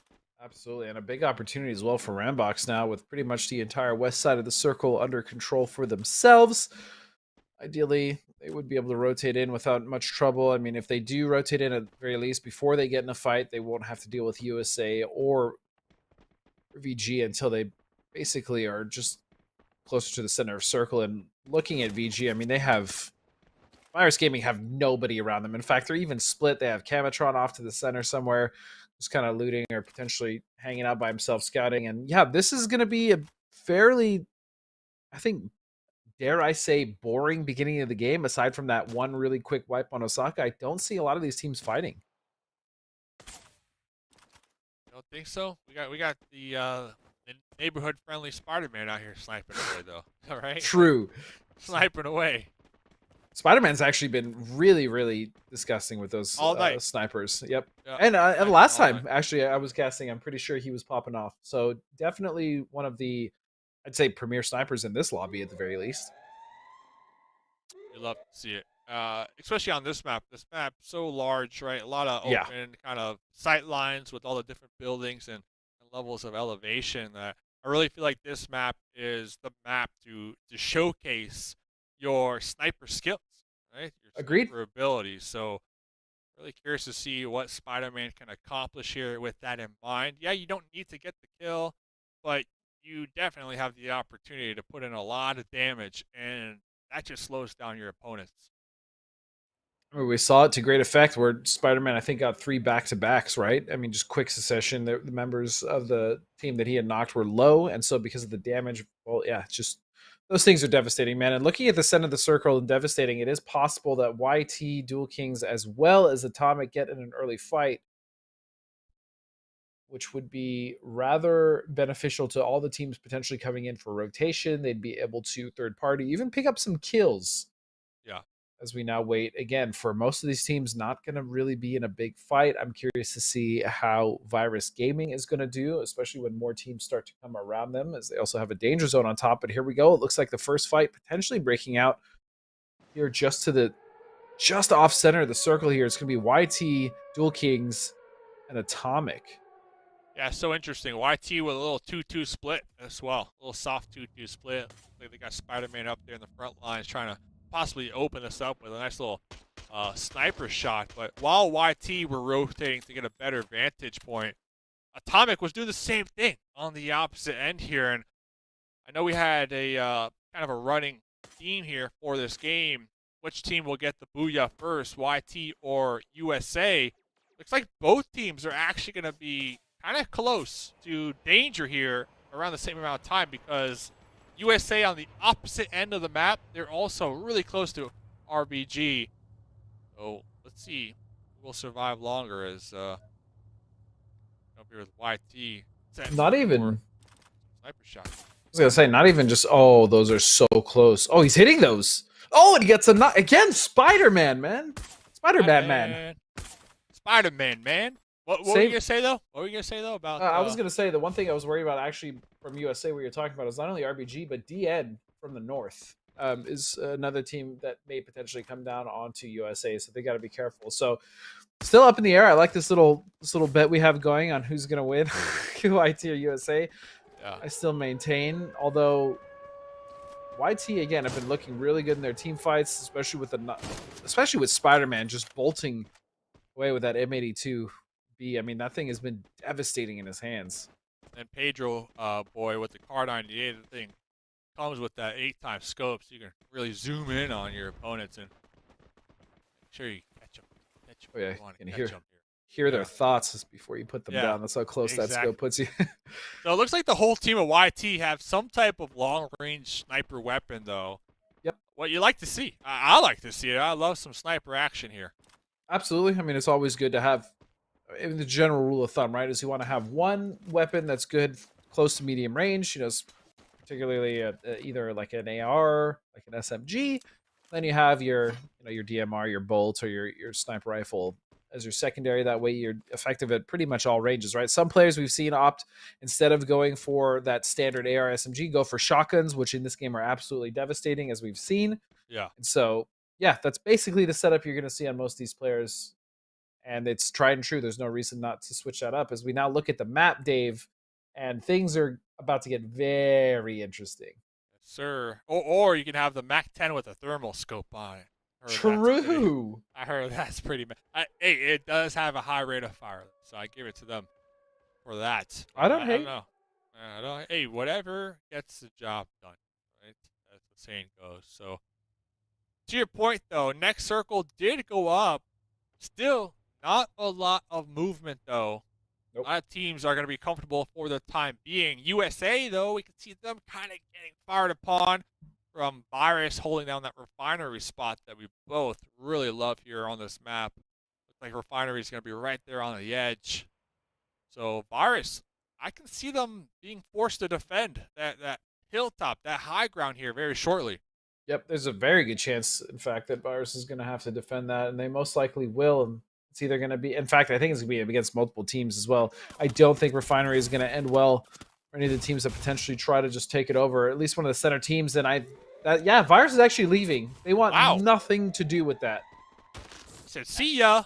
I think that's actually smart. Yeah, no, that's really smart. Now what they can do is they can rotate around the north. They can either third party the teams that are going for refinery, or they can just be a nuisance somewhere else completely. So I really like that play, Dave. Like I really like that play. Yeah, we'll keep tabs on Virus. We have to after that play. But USA over here, we're talking about that running bet. USA are just getting demolished right here with some grenades to open up the fight. Oh, where'd they go, though? It's a bush. 1A thinking the same thing. Down to there's 3 squad mates here, and it looks like they got USA kind of tail between their legs as they're trying to back off this. As you said, those glue walls come into play. They cut off angles, and they're just an absolute nuisance to deal with. Very annoying, but here continues the push, though, is lurid. And they're... Oh, what? See ya! What just happened? See ya! Done! USA! Godspeed! USA! They know they have to pull out something because they're trying to make you proud out here. Okay? I'm actually speechless. That was so fast. As the rest of this fight is now taken down, 999 versus Dual Kings, and it's going to be... Excuse me, that was a fight happening completely somewhere else. This is Rambox. My apologies. Rambox as long continuing. as you apologize. Oh, yeah. As long as you apologize, that's all that matters. But look at Rambox, though. Like, they kind of are stuck, at least for now. Those glue walls, yeah, you get some cover, but it also takes away your vision on where the enemies might be wrapping around your compound at. So it's like a double-edged sword almost for me. Absolutely true. And 999 continue to have this really strong position. They're doing a really great job of, again, holding this off from multiple members of different teams. And now we see what is happening here. What in good Lord is happening here? Look at Zutu all the way up there at the top. Yeah. Talking about big chillin' right now. And he's going to find a member here of Zundel. As we now see Zeus just trying to get out of dodge. He says, nope, I don't want any part of this. Tankus is a really good position here in the high ground, although actually Zeus could potentially get a knock or two, maybe alleviate some pressure on the rest of his team. Oh, But I don't know. take him out. Take him out. Oh no, the feet though, like you said, gonna be jumping across the way, The turning bush. into a bush. Oh, but up top, still spotted and taken down in the process. Talk about the aggression, just not working out in their favor. Yeah, we're talking about how good Tanka's position was, but man, Zondale able to turn that on its head, getting a good amount of damage. Tanka's does look like they want to go for the revival. Not sure if they will. The track trying to get up to the top Can't touch him. of where Can't Max touch is, but they Zutu. can't. You Yep. can't touch him. Look at this angle. This is a disgusting, actually, disgusting angle. Triple kill. You can do so much damage from here. And he has already. I mean, he's knocked a player. He's pretty much crippled the rest of Sundell trying to make something happen here. And that's going to be full recovery here coming out for Tanka's. Really impressive play. Yeah. And they're right there on the edge, too. I believe Zutu's Yep. position right there on the smidge. So I'm really curious to see what happens with that. But over here, Atomics, looks like they're going to be breaching the compound right now against DN. Atomic, again, finding themselves on the second floor. These. Oh, what a disgusting shot. That was actually huge. So he's going to find the knock. Right here now with multiple glue walls on the bottom here, just holding the stairs, making sure that no one comes down and surprises him. That second glue wall will definitely seal the deal as far as making sure no one gets down out of their position. They do have to be careful though. Potential for to get out of those windows and try to go for a play. But yeah, this is going to be a stalemate, and I think both teams are going to kind of just take a minute to reset. Yeah, by the way, Godspeed, while all this is happening in the kill feed, USA, North Squad has just been dominating. Just throwing that out there. Oh, you know, They've been not getting surprised. massive amount of kills. But it looks like this fight is now finally going to erupt. Yep. It's good news, by the way. You always love to see USA doing well. So we now see DN still continuing to just hold tight, right? Hold the fact that they were able to hold off Atomic as well is quite impressive, just because of how well Atomic has been at adapting and kind of breaking these teams apart. But they're actually going to decide that this is no longer worth it, and they might be going in to try to get a wrap because Atomic is actually taking the position in front of them ahead in the circle. So DN no longer finds themselves in the circle. They're going to have to make a play forward into Atomic, but it's USA, baby! Sitting sir. right behind with a potential third party on this fight, Dave. Yeah, and I have to assume with the amount of kills USA have been doing here so far in this game that once when they hear these shots, I assume they already know the position of Atomics, but once when they hear the shots ring out there right across the way, they're probably going to get involved. But, oh, look at this, though. YT actually keeping them pinned down themselves over here. So that's kind of a blessing for the DN and Atomics fight to allow it to erupt naturally on its own. It's a blessing and a curse because regardless of what happens between these two teams, that team is then going to get involved, and this is just going to be a never-ending cycle of violence as we see so many knocks and kills happening in the kill feed in one separate teams. VG going to find one as well. Oh my goodness. USA just popping off as well in the background. Atomic trying to make something happen. They're getting sandwiched. Here comes, again, DN making the push, and this is just chaos all around. Edwin trying to go around the side. Is he going to find anything? No. In fact, it's going to be Atomic holding them off. Glue walls coming out, vaulting out of the window. Aggression, time turners. This is absolute madness.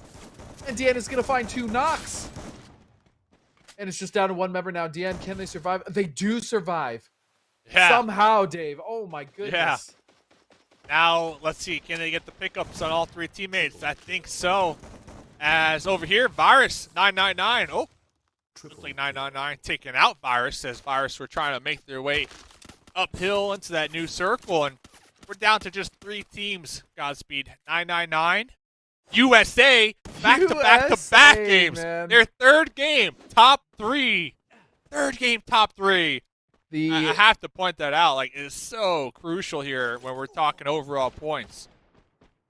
That is crazy hard to do in this game. I mean, I really can't stress that enough. Again, with how aggressive these teams are and how aggressive these lobbies are in general with the hot drops and everything else going on. I mean, I'm, Impressed. I'm speechless. Yeah, I'm impressed. Said it multiple times. And again, starting the day, USA Esports was in 20th place with only 44 points. So this has been a absolute turnaround and a banger of a day for them, even so far, regardless of what even happens to the rest of this specific game. I do believe, yep, we can see right there they have 4 up. So they're looking for Booyah here. You called a Booyah. You said they can get it.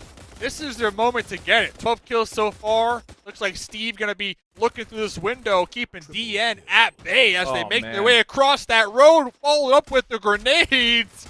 USA coming out on top, Godspeed. Woo-hoo-hoo. You know what's crazy to me is that when I predicted USA, you kind of scoffed, you kind of doubted me. You're like, USA, really? Oh man, I don't know about those guys. But I mean, look, when you know, Dave. When you know. It's really all there is to say. 16 kills though. Did you know that? Did you know that? Like, I actually didn't know that. we've been saying how consistent they are with finding top threes all 3 games. Yeah. But the 16 kills to me is the cherry on top, right? Because the first place gets you 12 kills. So that's pretty much 2 booyahs in that one game, right? Wow, so yeah, they technically won twice. It's going to be, I believe, 28 points if my caster math is correct, which is not great. My math is awful, but 28 points just off of a single game, on top of the fact that they've been garnering 3rd place back-to-back. This is the 3rd game in a row that they got top 3, and they're like, you know what? We've been getting 3rd quite a bit. Let's just win. Let's just win the game, you know? That's exactly what they did, and with what an impressive fashion that was. I mean, whew! So you know what that means. I was talking about the Mustache Day momentum meter, right, for USA. I said they were 50%, but if they got a booyah, they're like 75, 80. Dude, you see the momentum meter? It's almost there. They got it. I think they're at 90% momentum because of how many kills they had. So I think the rest of the day, USA, there's still going to be 3 more games to play. Yeah. I don't see anything stopping them. Not right now, at least. Like, I don't see anything getting in their way as of right now to continue on with their performance so far. No, I don't see anything either. I mean, even if they have one bad game, they've afforded themselves that with the day they've had, right? Yes, they didn't have the greatest of weeks last week, but the fact that they're making it for that now, my real question to you is what happens, Dave, when that meter hits 100? That's what I want to know. Do you really want to know, though? That's the real question. I know you're asking the question. I know you're asking the question because, you know, we're getting the conversation flowing, but I'm hitting you back like, do you really want to know what happens at 100? Maybe we'll see what happens next game. We'll look at these highlights. We'll take a second to cool down. And then, do you want to know? I'll tell you. I'll tell you if you want to know. I want to know what happened to Osaka that game because they got wiped almost instantaneously as we see Spider-Man taking some shots with his tried and true and landing quite a bit as well. I mean, this game was all over the place. USA, I was a little worried for them in the beginning. I think you even called that, Dave. But, I mean, again, the path they took and the fact that they were able to come around and just do so much damage, especially to 1A who was actually, you know, kind of giving it to them in the fight. Right here, they had 2 knocked. I wasn't sure if they were going to get back. Oh, that grenade. And then this. That's what happened. That one grenade for 2 really sealing the deal. And you can't expect less from Steve. We're talking about Steve at the end of the day here at Godspeed. You can never doubt Steve. Never doubt the Steve, and really never doubt any of the members of Atomic as well, as they were in that fight for so long. And while being sandwiched by 2 teams, the fact that they were able to survive that is truly impressive in its own right. But again, came down to USA 5 kills for Excel. And my goodness, 28 points. DN, though, able to scrap together 4 kills and at the very least 13 points for themselves. And Team 999, and we saw fighting tooth and nail, able to grab 7 and 15 points overall as well. And so the other one that I think needs to be mentioned is on the right side of the leaderboard, only 10 points. 8 of those came from kills from Rambox Gaming.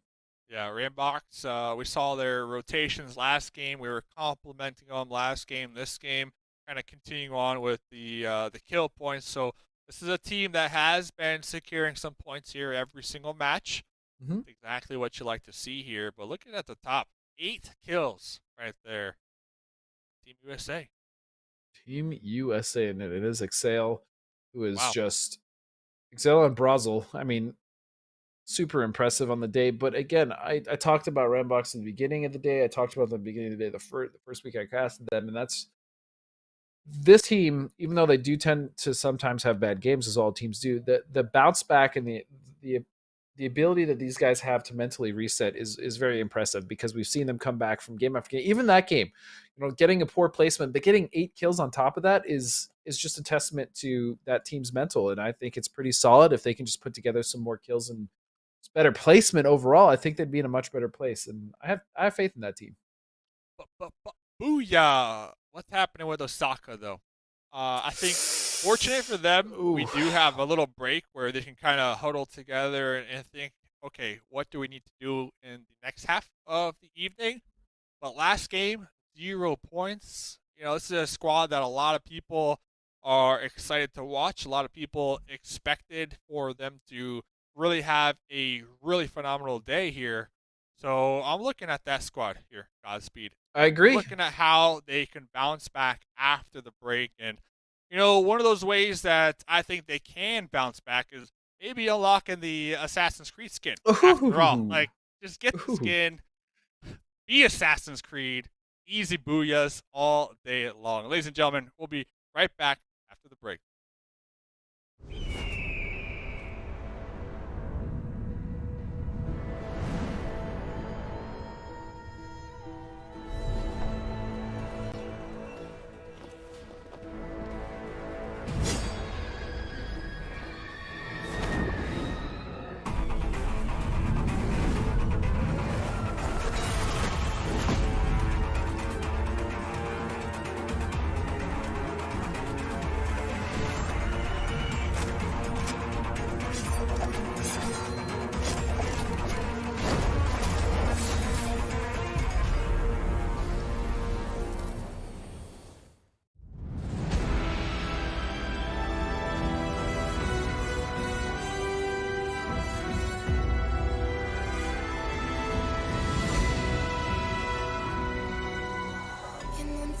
Understand a single word they're saying, but they like to run their mouths right into the ground.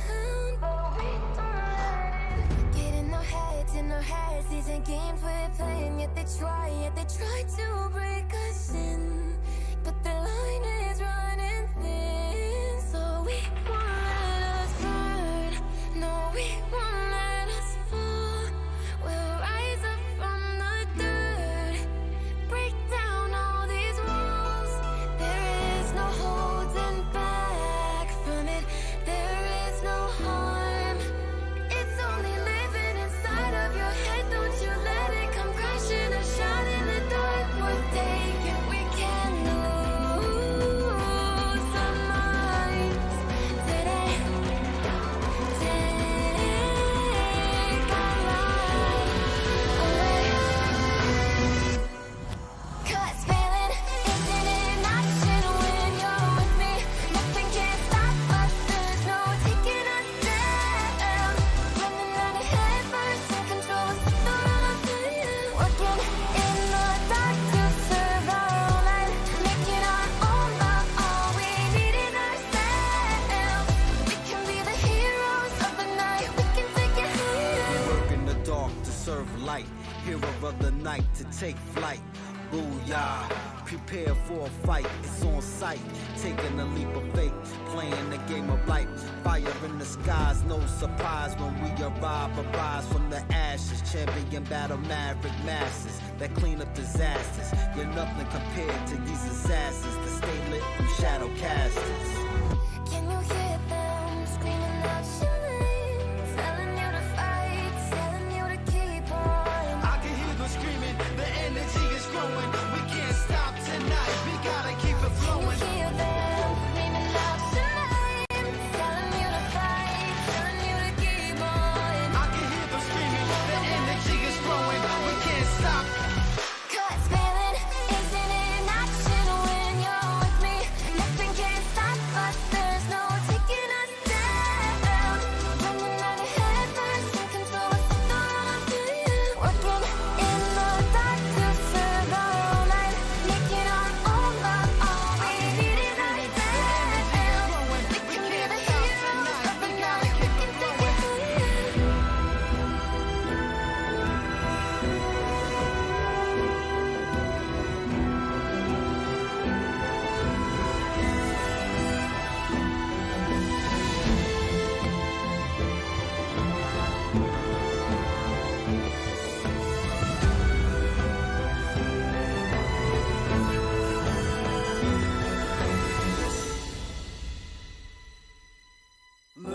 past the war and all the warriors that we get lost. Battlefield of dreams full of teams wanna be the boss. Jump into a session is a lesson when lines are crossed. Impossible victory, unstoppable, probable, logical. Locking you into view when we shoot. Don't jump, don't be a punk, yo. We taking this loot, we small, we cool. We can never hide the truth. We the leaders of this life, the heroes ready for the fight tonight. You'll do what it takes, what's at stake is fortune. It's beautiful place without a trace of creed. You need to escape, a legend in these days, the town walking. You know the name they talking, I move around like I own it. Cause this is home for the moment. Show face to conquer a new world. You'll do what it takes, what's at stake is fortune. There's more worlds to be open.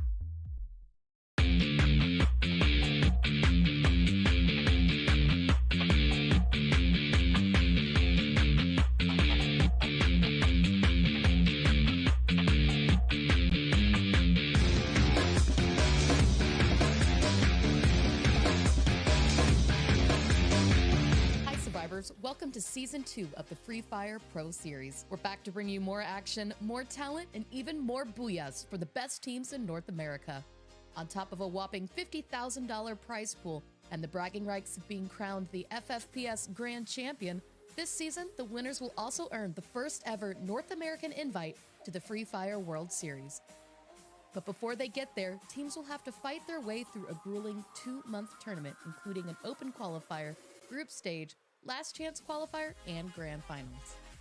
The action started earlier this month with the open qualifier, where 192 teams from all across North America joined the FFPS for the first stage of the tournament.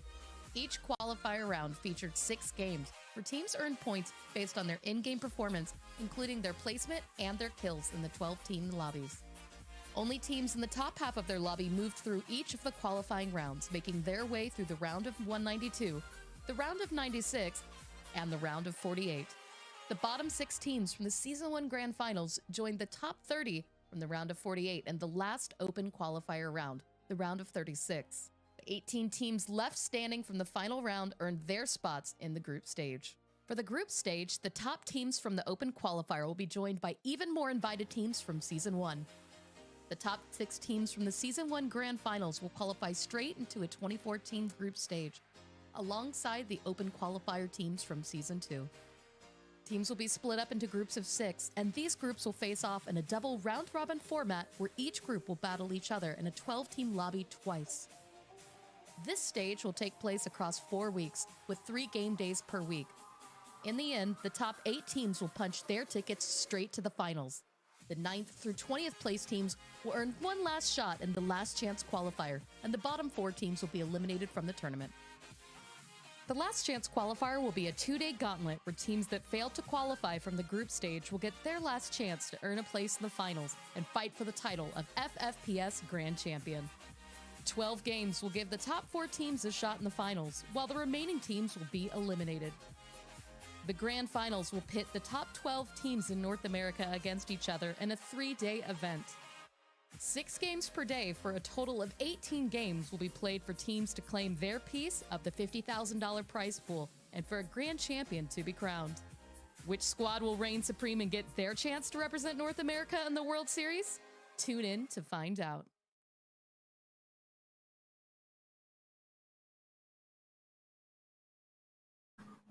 Free Fire Pro Series Group Stage Week number 2. Godspeed, Mustache Dave. Halftime done. 3 more games to go. Godspeed, Team USA. USA Esports have been dominating here tonight so far. Yep. So far, USA Esports has garnered 2 third places, and in the last game, we're like, oh, look, they got top 3 again. Nah, they just got the booyah. They decided they were going to win that out with an impressive amount of kills as well, and so USA has absolutely been primed to win the lobby, at least for the day. But there are still some other teams that have been doing quite well. Rambox is one of those teams, I believe, as well as seeing Virus Gaming actually come out and do some pretty cool things. They got a booyah for themselves as well. As we're... Shout out to production, because these drums, they're live, though. We got the production go pop, pop, pop in the back every single game. I'm telling the truth. You know, just trust. Just trust. Never heard Mustache Dave tell a lie, so it is absolutely. What were you saying again? I didn't mean to cut you off there. I was just talking about Virus Gaming doing really well. They were able to get the booyah behind, obviously, USA, who's been dominating today. And so far, Atomic as well has been, you know, they've not had the best day, but they've been trying to make things happen. And just some of their plays that they've been trying to make work make me believe that Atomic is still very much one of the best teams in the lobby as well. Yeah, they are. They are. But the thing is, the leaderboards. Right? The leaderboards don't lie. True. And I don't know if the leaderboards agree with that. Like, we see them as a team. They got smart rotations. They got some solid team fights. But the leaderboards see it as they're still down there at the bottom, at least for today, right? Look, all I'm saying, Dave, is that it's okay for a team to have some bad games, maybe a bad day. That's all I'm saying. I still have faith in the team. I'm not sure how much faith I have, though,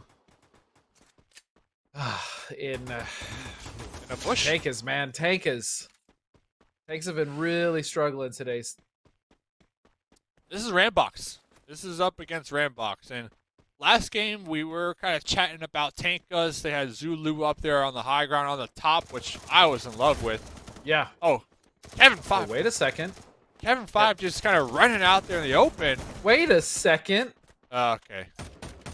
I got excited. I tried to make it exciting, but it was it was just going to be a cleanup situation. But yeah, sorry, continue.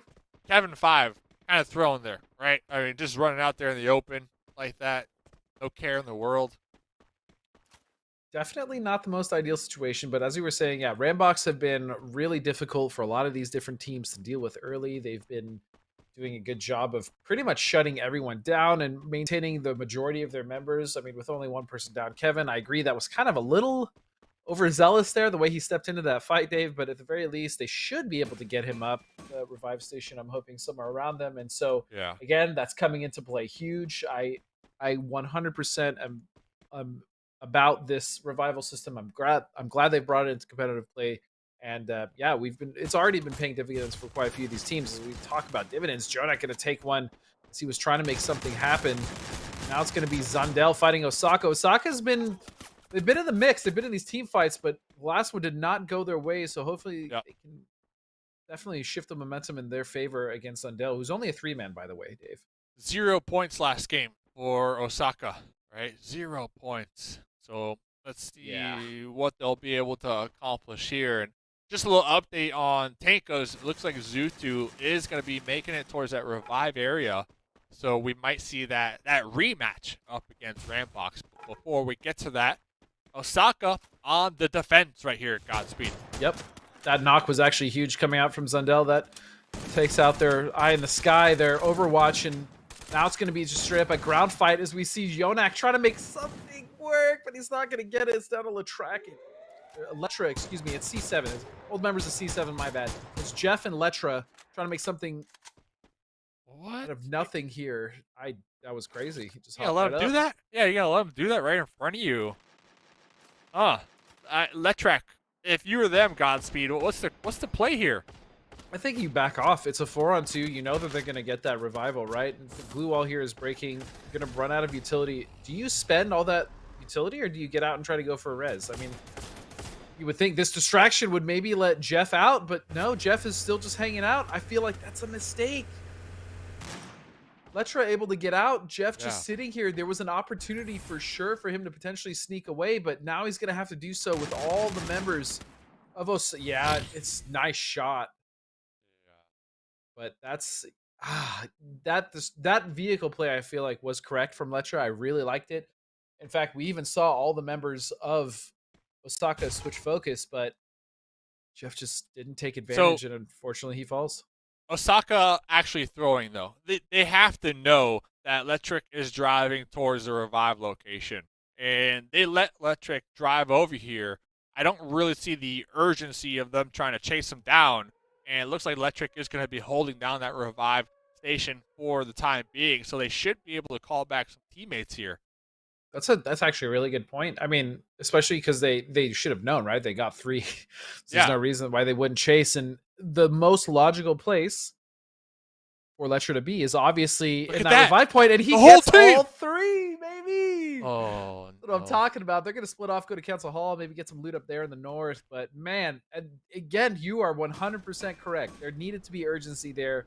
It was very obvious what Letra's next play was, at the very least with revives now in the game. Before, I mean, he could have just gone off and they could have not cared. But yeah, that was a misstep, I should say, and a misplay from Osaka. Yeah, and I think this is something. All right, I know we'll cut him some slack here, Godspeed, because this system did get introduced for the group stages, that's and fair. It's going to be the system. I guess that's fair. In place moving forward. But this is a system that these pro players, they need to have it always on the top of their mind. Not only for themselves to utilize, but also when they see a solo just driving off like that, they're not driving off to avoid the fight with you. Well, they are, but they're not, they're not driving off to kind of play the solo role all game and hide in a bush or hide in a lake or behind a rock. They're driving off to get their team back up, most likely. So teams have to be proactive with that in mind and make sure to take out all the enemies on the team to not allow that to happen. And I agree 100%. I mean, you've again, this is a newer mechanic, so I'm with you. I'm willing to kind of give them a break. They probably would have been like, oh man, they're rezzing. Of course, we forgot, So we'll give them that one. But yes, these pro players absolutely need to get used to this mechanic. It's going to be widely used, moving forward. As again, I think everyone agrees it's a great mechanic. It's just getting used to it, getting the repetitions in, realizing that if there's a solo, you need to make sure that you go out and you stomp out that solo. Don't let them res the team. Or, I mean, here's an alternative strategy, Dave. You let them get the res. You surround them. You let them get the res. You kill the solo that got the res off, and then you just get 3 more kills. That's also a possibility if you could refrag the team that you already put down. However, that's obviously not what Osaka did, but I would really like to see that, Dave. I'd like to see a team bait the reses and go for extra kills. Big if. And talking about some big ifs, Virus, almost every single match, they always hold down a center position. Yeah, Refinery on this map, but even the first 2 games, always a team that is somewhat dead center. At least early game, right? But we really haven't been seeing, except for game number 1, really show up in that later half of the game. So I almost feel like playing center is kind of their kryptonite here in this lobby. And once again, I really hate how much I'm agreeing with you today, Dave. What do you mean, dude? Why? What do you mean? Why do you hate it? I'm kidding. Come on. Oh, Lion gonna go down. The end gonna find themselves 1 down. But I agree 100%. With the fact that VG's, they've been playing center. We even saw them go off of center last game, if you remember. They had Refinery. They decided, they're like, we don't want this. And so Yeah, that might be their kryptonite thorn in their side. Maybe something they need to switch up. They land center to get something going, but again, this fight between DN and YT is going down. It's going to be a knock and a flush on YT's side. They are just a 3-man, but they are pelting the glue walls here of DN, and they're putting them in a really bad spot. It just really comes down to the fact, can Spider-Man or Pedro maybe get a knock here? And they are going to find with Spider-Man again. It's just so disgusting. The constant pressure from YT. Yeah, Spider-Man and Pedro, just the snipers here in the lobby, pretty much. And kind of back to VG. I think it's just a challenge holding down these center positions because a lot of teams are going to be looking to take it from you or rotate near you, and you just leave yourself exposed to just multiple angles. It's not like you only have to worry about one team. Most likely you have to worry about 3 or 4 teams, and that's kind of like what we've been seeing from here this evening. But 999 had a pretty strong beginning of the night, I want to say. Kind of sizzled out here just a little bit. Mr. T really low here. Let's see what they can do up against YT. And 999, remember that they're a team actually coming in from a separate spot. They were coming in from center and actually trying to third party. Looks like YT was able to. Man, I'm just immensely impressed. I really have to reiterate this multiple times today. YT, the last time I saw them play, and the last time we really just saw them play, they were not good. I'm not trying to be toxic. I'm just not going to sugarcoat it. They had a really bad day. Nothing went their way. They weren't able to get any kills. Their rotations were getting caught off. Their team fights, I mean, they were just getting run over. It just looked really bad for this team. Today, whatever they've changed coming into today, I absolutely love it. And this is definitely the team that I think everyone expected. As we move over now to 1A fighting over here, DN just can't get a break. Separate team now going in, and looks like they're actually holding 1A off. Yeah. A pistol, too. Yeah. No less a pistol. That's absolutely crazy. DN just finds himself in one fight after another. YT can hear this and probably actually see this, so look for them in the third party. Oh, and there it is. YT gonna find one. Yep. Yeah, nice grenade from Bad Boy right there, just cooking that up behind the glue wall. But it's done. The end. Oh, that's it. 4 kills coming out. Yep. 4 kills coming out for them, getting the job done. Absolutely. 2 members lost. Not the best, but 2 for 4 is a rate I think most people would take any day in these team fights, especially because how hectic they are and how third parties work. As we did see many shots coming out from YT on that North Hill, and now moving over towards the center of the circle as we see Osaka and 999 set up. And that high ground position is actually really disgusting. Some of the members of 999 have. Yeah, this is... 1 kill so far. This is actually gross. It is 1 kill so far, but I mean, look at the position they have, Dave. They realistically, if any of these fights break out, especially if the team decides to push Osaka, which, let's be real, might just happen, or even Dual Kings coming in from behind. I mean, 999 is poised to just farm so much damage and so many kills. Row 0 though, right behind them. So I do like how Mr. T has that bike. So just in case something doesn't work in their favor, I feel like they can kind of pop in that bike and try to evacuate the area, possibly. Yeah, so we'll keep tabs on that. And of course, Spider-Man still out here just sniping away from YT. YT 3 kills here so far. Spider-Man trying to take out the glue wall, connecting onto Toppy Jeff out there from Sundell. That was wild. I mean, right through the glue wall, right in the dome. It's Spider-Man. It's Spider-Man. What else can you say is, oh, nice grenade going to go in? No, not going to find anything, though. Shadow trying to just finish him off. The Scythe? I think we saw a Scythe attempt at one of my first broadcasts in this game, and I absolutely loved it. Yeah, I was saying last week that last season's meta was just glue walls, close the gap, and just get into a fight with your Scythe. I think this season, though, there's definitely emphasis on shotguns. So I've seen a lot more players utilize the shotgun up close and personal compared to the Scythe, the hand-to-hand combat. But the Scythe, the melee weapons, they definitely still have their role here as you can move a lot faster on the battlefield. Not sure what that player was doing in that satellite. Yeah, I saw Letra up there. what's going on with that? Like, I don't know, waste of but points, maybe. I mean, if he can actually get an angle and shoot from that, that's going to be disgusting. But to your point as well, like we have seen the meta evolve, and we've actually seen these teams get so much better. I mean, the first season, you definitely saw people were kind of feeling things out and trying to make things work as far as just getting a roster together and making calls. But now, I mean, these teams are starting to become very cohesive. We're seeing a lot of synergy, and it's what you love to see in a very young scene. Yeah, the cohesion. I love me some cohesion. Oh yeah, my grilled cheese. I do the same. I cohesion it with the bread. You better cohese that bad boy. I definitely get what you're saying. And once again, shout out to the observers. Beautiful kind of helicopter view here from above, looking down at all the different angles, the different elevations, and the different positions that these teams, these players are holding down. This is going to be a very challenging push down here in the south. And again, the high ground, this time it works out for VG. As we mentioned, they decided they didn't want to be up here before. And they managed to get off of center circle. This time they've actually held it, and they're in a good position for it. Now we'll see all the teams below them fighting, as many of these teams are not in. We see Atomic trying to come in on the bottom of this, as well as Rambox. Oh my goodness, this is going to be a fight breaking out. Glue wall, time turner.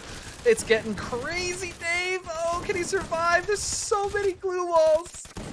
Ooh, the Mac 10. Yep. There it is. Done. Atomic still surviving. Still surviving down here on the low ground, though. On the low ground, VG on the high ground. Oh! Able to absolutely devastate them. Grenades coming out, and it's going to be so free. The position finally paying off for VG, as they're able to clean up 4 kills and even get more damage on the field. Or all the teams around them. USA sneaking underneath. Oh, this is such a good position for them now. Almost for a moment there, we're talking cohesion. I felt like the low ground was the call here to avoid all the chaos up above on those platforms. But it's like Atomic's, not working out. We saw exactly what happened there. Virus were able to catch those additional sight lines, and no more glue walls, no more time turners to be had. And they were just kind of taken out from above. So we'll see. It didn't work out for Atomics. Will it work out for USA, who are kind of in a similar position, playing the low ground here, the ground level? Yeah, I'm glad we brought it up at the beginning of this game too. VG, very often, more than not, that position not working out for them. This time, absolutely paying dividends, as they're able to control so much of the pace of the battle. Now going up to the bottom as well, trying to make something happen here with the kills. They had to get off that 3-member still alive. 7 kills. USA gonna go down. That's 1 member knocked, but they're still fighting for it. And VG is just dominating from this top position. USA in shambles. 1 member left. Just Exhale, as DK is now coming. They smell the blood in the water. They want the points. They want the kills. I almost feel like nobody from Refinery really won. Like, yeah, you survived a little longer, but at what cost? Right? At what cost? DK now with the entirety of the team alive in the bush. Neto with the MP40 is going to be connected on, but Camus with the shotgun, return fire. There's still one member.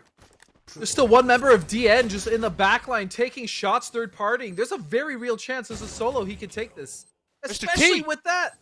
Mr. T. Mr. T. Ready the grenades. Another one! Mr. T! It's 1v1. Mr. T! Mr. T! He's insane! Mr. T now in a 1v1, able to get that 1v3 with utility alone. He's got to win this for 999. There's only one way this game could end. And it's with Mr. T clutching! Oh my goodness! Are you kidding me? Mr. T. 999. Whew! What a game. Wow, they should almost just call that Team T, if you get what I'm saying, because what do we see? What do we witness here? 3 grenades, right? Mr. T landed 3 missiles, pretty much. 7 kills for 999 that game. But really, the end there, definitely going to Mr. T, clutching out. Not only did they win those grenade kills, but they also clutched out that 1v1 down in the south. And I like how Mr. T took a shot with a shotgun and immediately, no hesitation, popped the glue wall, got behind the glue wall, Yeah. kind of took a split-second breather, and then popped right back up with that knowledge to get that final slug in their enemy. I mean, realistically, Mr. T had no business winning that game, right? Especially one of the last members of DN from behind, taking pot shots, doing as much damage as possible. I mean, the the the plays there were really impressive. Again, as you mentioned, the glue walls, the shotguns. I mean, Mr. T. damn, can Mr. we T. I mean, what else is there to say? That was honestly one Ah. of the most impressive individual performances I've seen in this game so far. Mr. T. But kind of doubling back or rewinding a little bit, the refinery, the chaos Yep. from those teams forced to push out of that refinery position. I know I made mention of it very briefly, but I feel like none of those teams really coming out on top. And I think it's because they played it so slow because I guess they couldn't be proactive in that situation because the first Yeah. team to move, you have to assume, would immediately get backstabbed. So it's really a timing thing towards the end there. But, like, in your opinion, is there any way to offset that? Or is it just, like, go with the flow? Like, what do you do in that situation? I think it's difficult, especially if you're a team like VG, who we had given praise for holding the center, a team that has backed off center before, even though they tend to go there every game. It's hard because they had multiple teams underneath them. They had USA and Rambox underneath them. They actually made the distinction to go down and try to clean those teams up, which they mostly did. The problem is, as you were saying, whoever was going to win that fight on Refinery was going to have to deal with a full team that was looking at them in the back line, right? And that's kind of the nobody wins situation you're talking about. Sure, a lot of those teams came out with a decent amount of kills, specifically VG, but they didn't get the booyah. In fact, they didn't even place, I think, in the top 3. I think they were top 5 overall. So it's hard. Like, do you actually think it's better to rotate early? Maybe sometimes that'll be the case, but overall, I think they played it as well as they could. They just needed to rotate earlier off Refineries to not get caught in the crunch, but they had pretty much resolved to kind of fight there anyways, and so you can't really blame them for it. But overall, I mean, the team that was most Refinery, which was VG, I mean, they got a decent amount of points, Dave, so it's not the end of the world. See ya. Spider-Man up there in the sky.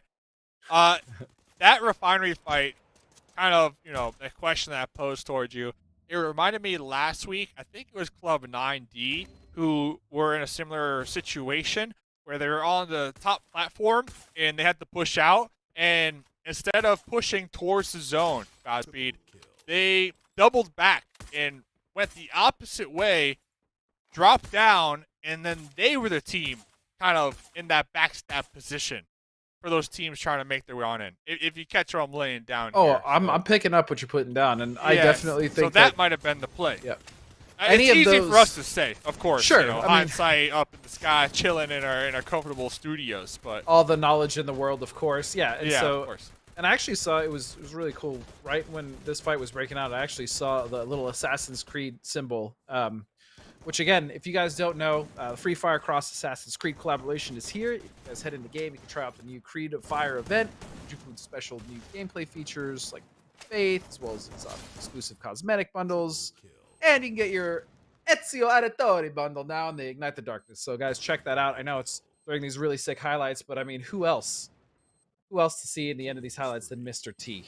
You know what I'm saying? These grenades were absolutely beautiful. Ezio Auditore, even though he didn't really use grenades, he did use smoke bombs and other various gadgets, so he would be proud. He definitely would be proud of this 1v1. This is like the pinnacle of Mr. T's pro career right there, at least for now, right? And I hope to see more. But when we talk about clutch moments, highlight plays on an individual level, there's not many times that it's watched, it's spectated, right? Because a lot of players, they make these insane plays, but we just don't have the opportunity to catch it on camera. And right there, it just all came together for Mr. T from Team 999. So it's pretty exciting stuff for sure. But even still, you got to look at USA Esports, right?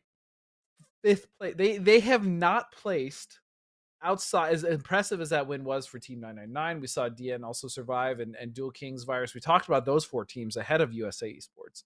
But the fact that they were once again able to manage to claim top 5, they got 4 kills, immensely impressive. And then Brothers YT, a team that I had been harping on, and now I've just been singing their praises all day. Another 6 kills and a top finish. in the top 6. So, Yep. man, whatever they've done, again, I don't know if it's like a coach or they've just gone back as a team to VOD review or just taking some feedback or input. But for me, the most improved team so far of the day, it's probably tied, but one of those ties is definitely going to Brothers YT. Are you the coach? No, I wish I could take credit for their turnaround today because it has Ah. been wonderful to see. All right. Well, whoever the coach is, shout out to that coach, Brothers YT. Also, something I noticed here this game, the Brothers YT, that little bunny, that little logo. I believe there's a bunny backpack in the game. I've noticed a couple times. Ooh. Very similar. Yeah, very similar. So that's a cool little takeaway of knowledge right there. And I do see the next lobby loaded up. It is ready to go. Players anxious. They want to keep that momentum going. But Brothers YT, yeah, I agree with you. We were talking 2 games ago. It was a coin toss between USA and Brothers YT. Which team is going to come out with that booyah?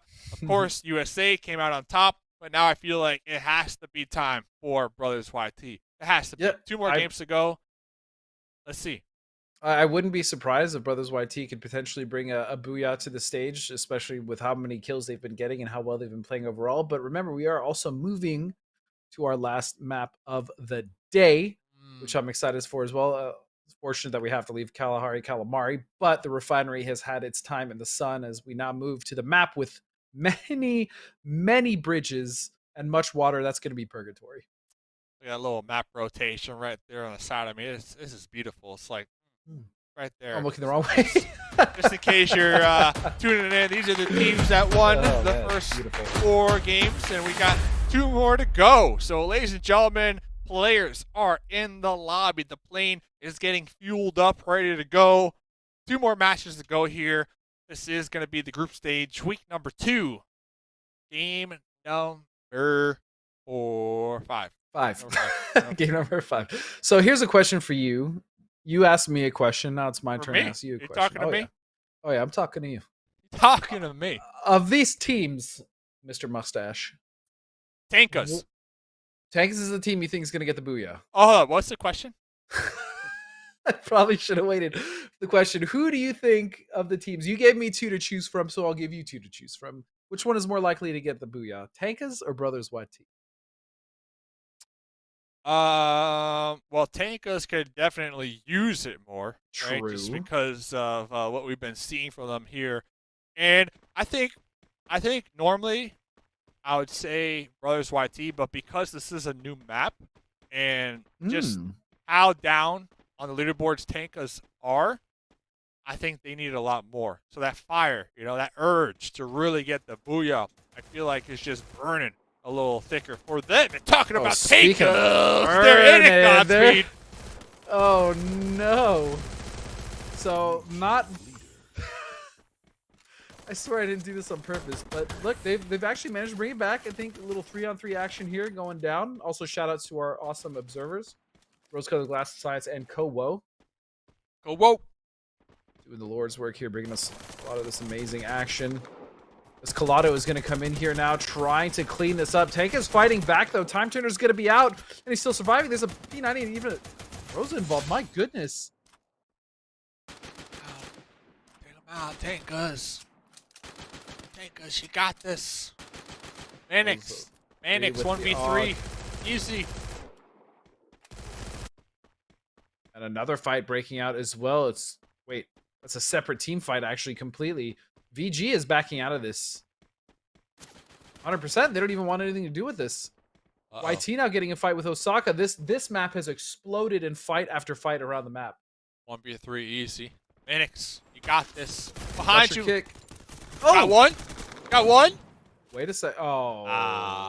That is going to be Tank is out. And so did you want to change the answer to your question, or? There's still a revive mechanic. They can come back. True. I just wanted to give you, fair shot. They can come back. What do you actually think Tank's biggest issue is right now, as far as today has been? Hot drops. Every single match, aren't they always in a fight right out the rip? I think so. I think I'm correct. They've been hot dropping all night long. That's their biggest gripe, in my opinion. The interesting thing about that hot dropping as well is like we've talked about it. I'm sure you've talked about it on other broadcasts, but it doesn't seem like the teams ever really care, right? Like okay, we just got wiped. Let's just hot drop again. And so Yeah. I wonder why that is. I wonder what the benefit to, again, we talked about with the revive system, you can hot drop and get a bunch of kills, sure. But when you're losing a majority of those hot drops, isn't it better to just kind of back off and reassess your game plan? I don't know. What do you think, Dave? Yeah, I'm just thinking here. I'm thinking that the reason a losing team will continue to hot drop and lose hot drops is because they think it is really early on in the group stages and that they have time. Right? Like, oh, we got time to bounce back. We got time. Let's just keep practicing our hot drops, our CQC team fights. But in reality, I don't feel like you really have time on your side to continually get 0-point games, right? Yeah. Top 8 after the 4 weeks go to the grand finals. Like, they just get sent there. And then the bottom teams after that get sent. They will have a second chance, but why would you want to? Why bother? Yeah, why bother, right? And I feel like a lot of these teams are underestimating that although they might have a couple weeks to really pop off, why set yourself up for failure early on, right out the gate, right? And I hope that answered. No, that's a phenomenal point and a great answer. And I, again, agree with you 100%. Like, yeah, sure, the first week, maybe as we look at this fight between Zundel and Osaka, which isn't really going anywhere. Yeah, the first week, why not? We have multiple weeks, many games to play. Why don't we just try to hot drop, get as many points as we can? Great. However, if that doesn't work out for you in week 1, I don't really think the play is to continue to do that week 2, especially if you're still having issues. If you're winning a majority of those hot drops, sure, continue to do it, get as much as you can going, but that's not really been the case. And so, yeah, agree with you 100%. Speaking of Ezio Auditore, that's a skin right there. That bad boy looks sick. I wish he was back on his feet, though, so we can really get a look at that bad boy. Oh, yeah. Ezio Did you ever play Assassin's Creed 2? Almost every night. Almost every night. It's actually my favorite of the games. Besides Free Fire. Well, of course. But when you got both in the same game, game, that's why they combined them. It was actually a really sick skin, though. Shoutouts to the team. +5 gun skill, I heard, with that skin. Maybe +10. Maybe +10 confidence booster. If you're looking good, you're shooting good. You know what I mean? That's really what it comes down to. If you're looking good, you're shooting good. So we now see Zundel making their case still. They're not in, though, and that's what's kind of dangerous about this circle. And we didn't even really talk about this map. Oh, my goodness. Oh, let's talk about it. So the thing with this map specifically is there are multiple islands and there's 3 bridges. Depending on where circle goes, specific Spider-Man is just ridiculous. Yeah. Depending on where circle goes, you are going to either have to cross a bridge or try to cross in water, which is, as you know, Dave, very difficult to do at times, especially in VRs. And so that makes the urgency to rotate, in my opinion, on this map a little more, a little more urgent, as these teams need to make it a priority to move faster across the terrain and make sure they don't get caught, because we've seen multiple times teams get bridge camped, teams get absolutely demolished, just trying to get in off the edge. And so that is actually my favorite aspect of this map as well. It's kind of toxic, but I really love how difficult it is for these players to kind of cross the bridge or get around the water. And so that's what we might be seeing, especially with this first shift as we move to the map here. And it is going to go... Oh, that is so troll. If we can just couple get a look zip at the lines circle. too. Oh, couple my zip goodness. lines too, right, to work with. So, yeah, this zone, that fork in the water, still a main feature. Center. Here. It's the center of the circle. Yeah, main feature here. So, I'm trying to think. I almost, if I am a squad here, talking about a team near campsite, I feel like I almost want to wrap around the south end of this circle, right? And kind of make my way up in that position if I want to play it a little safe, thinking bigger picture, because that north side, you have to assume it's going to be clustered. It's going to be jam-packed, which it is, by the way. So I think also, Dave, to your point, I think the main issue with the circle is the fact that it's not settled yet. And so this could technically shift south or it could shift north, right? Either way, a lot of these teams are going to be at a massive disadvantage, specifically if they've even chosen one of the sides to kind of lean on, which, as we've seen, multiple teams do so on the side of Red Look at USA, though. Look at USA. Yeah, I like like north. This. Out of all the USA, teams, that's the spot I love the most right now. I also would love a spot more towards like the east side. I want to see a team like maybe YT or any of the other teams, kind of maybe even Zundel. If Zundel can get down to the east edge and just kind of hold and see where the circle goes, that would actually be ideal. But it's not going to happen with Chucky. Finding kill there and go in bush mode. Where's Chuck? That's a bush, Godspeed. I don't see That's Chuck. true. That's true. But I like USA's position up there the most because they're right in between. To add to your point, depending on where the next circle takes us, they're right in between if it goes to the east or if it goes to the north, right? So I feel like right now with the zone and how difficult it is, having more options to play, I think is better. It is the best option, if that makes sense. No, it does make sense. And again, I agree. I don't think I've I disagreed agree. with I don't think I've disagreed with a single thing you said all day. You want to? Not really. I like what we got going on here. How about this? Not bad. How about this? The FF knife is the best weapon in the game. Agreed. No. You disagree. Oh, there man. as VG rotates I across actually the like bridge using that early. weapon, though. No. That's fair, to each their own. I'm more of a scythe man myself, but I'm not one to judge. Sizes and everything. We again move down to, so VG decided to rotate early. They actually put themselves right on the other side of DN, and YT actually is doing exactly what I wanted a team to do, is just sit on the east and kind of wait to see what happens in the circle. The problem is Zundel is shadowing them, which means that there may be a fight breaking out. Speaking of fights breaking out, it's going to be DN now defending against VG. As we mentioned earlier, they rotated across in a vehicle, and that bridge got scot-free on this side, but now they have to deal with the very grenade heavy and very good DN. Next zone goes up to Godspeed. Yeah. Oh, man. Yeah, this is going to be rough. VG just getting absolutely just hammered inside, but DN is holding off. How much longer going on the blue walls? They have to get out of the building. They realize that now underneath the pier here, and they're going to get a shock and easy triple kill. Okay. They don't have a lot of time, though. They want to heal up, and they want to start moving. That next circle doesn't favor anybody. Nobody's in it for the time being. We got DK in the south gatekeeping, but they're still not even in it. So, Good luck. 10 teams to go. We got Atomics over here trying to bridge camp. Very interesting decision. Let's see if they can be successful, as a lot of glue walls coming into play. Yeah, that was a wall, literal encirclement of blue walls here as time timers are coming out. Flo's got to be very careful here. Multiple members of Osaka coming right towards him. He's not going to find anything there.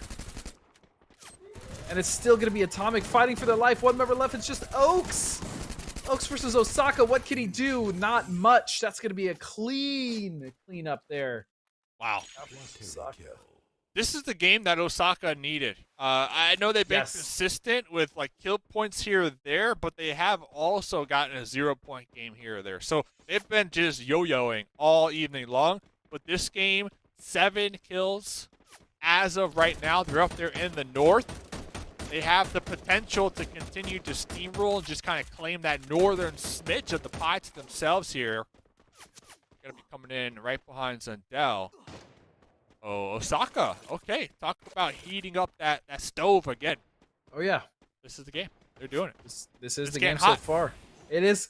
It's getting hot in here, and hopefully they can maintain this momentum going forward. But again, having to deal with Zundel as well as Rambox is going to be a tall order. Meanwhile, on the west side, USA is just chilling by the beach, drinking their mojitos. You know what I mean? They're just cruising. They're just like, what's going on here? We don't need to rotate in that. We're just going to get another top 5 NBD. And this circle is still, it's incredibly difficult to navigate just because of where it's landed. And speaking of where they've landed, Osaka now getting shredded to pieces. Just one member left into Muro, and I'm not even really sure he's going to be able to revive. Is there even anywhere left to revive? I don't think so. I think he's just got to play this as a solo. He's got to play his life. And ooh, okay. Wow. I appreciate it. I appreciate it. Carry kill. You tried. Next circle goes up here, Godspeed. Does look like it's going to favor that southern island. Right there towards the tip. USA going to be making their way on in. Easy breezy as stamping that flag. That's where I love to see the banner. But Godspeed, guess who's in the top three? Good. Guess who's in the top three once again? This rotation. Okay, so USA has not gotten any kills. I lied. Wait, when did they get 5? I thought they've just been sitting on the north the whole time. They were third partying from that My little goodness. island that you said I they were drinking mojitos from. I actually love this position because they have the entire cover under the bridge as well as that massive hill. Yes, they have the team of DN encroaching on their position, but the fact is they have so much cover to work with. They can wrap to the south if they want, or they can continue to take this fight. Meanwhile, while this is happening, Zundel is going to hear that, obviously, and they're going to get involved. Excuse me, not Zundel, 1A. My goodness. 1A. Yeah, 1A are going to be across the road in the hard cover, though. DN, they have that little ridge to work with on the shoreline, and they're playing it really well. Looks like USA are thinking about wrapping around this ridge, taking out DN.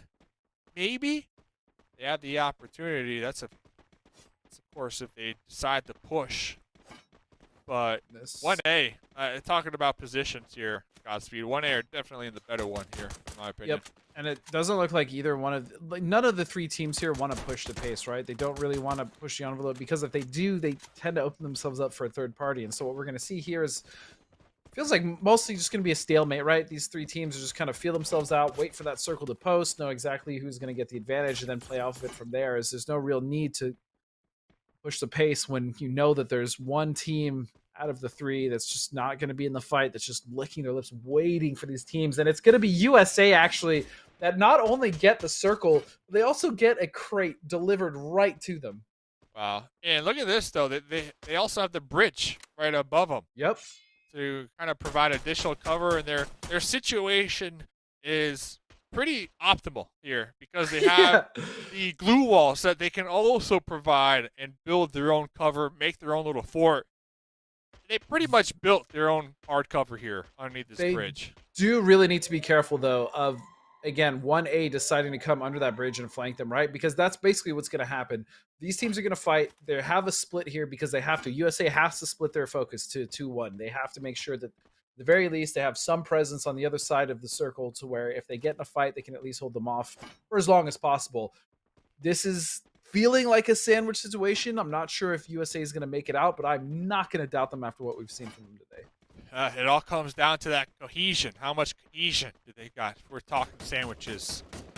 And USA, only 3 as well. And here comes the push from across the road from 1A. And this is exactly what I was worried about. USA now potentially just hedging their bets, trying to get 3 members on one side to hold one specific team. But that is, of course, going to open the door for DN, who's now comfortably coming around the side of their old glue walls. The time turner is going to come out. DN getting involved. USA is going to get absolutely sandwiched here. I don't think they're going to survive. It's just going to come down to DA versus 1A. Can they make it? DN, 1A. And it's just a slaughter. USA is still caught underneath. They're going to go down now. It's just down to a 4v4. Yeah, this underneath the bridge, the man. bridge troll, you got to pay the piper. And USA, top 3. Once again, though, not going to be too upset about that. But No. What a game. Bad boy. So I believe 2 booyahs here tonight, if I'm not mistaken, for DN. DN, yeah. Yeah, It's actually 2 the second booyahs. one. So not bad at all. They won quite earlier in Bermuda, and now they're winning again in our 5th map on Purgatory. But again, USA coming in from the north side. I didn't even realize they had gotten kills, which was super impressive on their part. And then their rotations, like that for me, aside from kills or anything else, the fact that they know how to rotate, and they've showed us that multiple times, and they can make it to the end game consistently, that is such good news moving forward for Team USA Esports. Yeah, and to kind of double back to the DN push there at the end, it was interesting to see the cord, the light machine gun come into play. We don't really see those light machine guns in that late kind of final push in the late game. It's always shotguns and glue walls. But I like how, I don't know which player was using it, but I like how they were using the cord to kind of destroy the glue walls, right? Yes. That was a pretty high-level play for me because they were standing in the back lines, just destroying the glue walls and allowing their other teammates to push ahead and pretty much get that vision because those glue walls were no longer there from the enemies. So that takes teamwork and communication for sure, especially in a late-game situation where the pressure is just at a maximum. Right.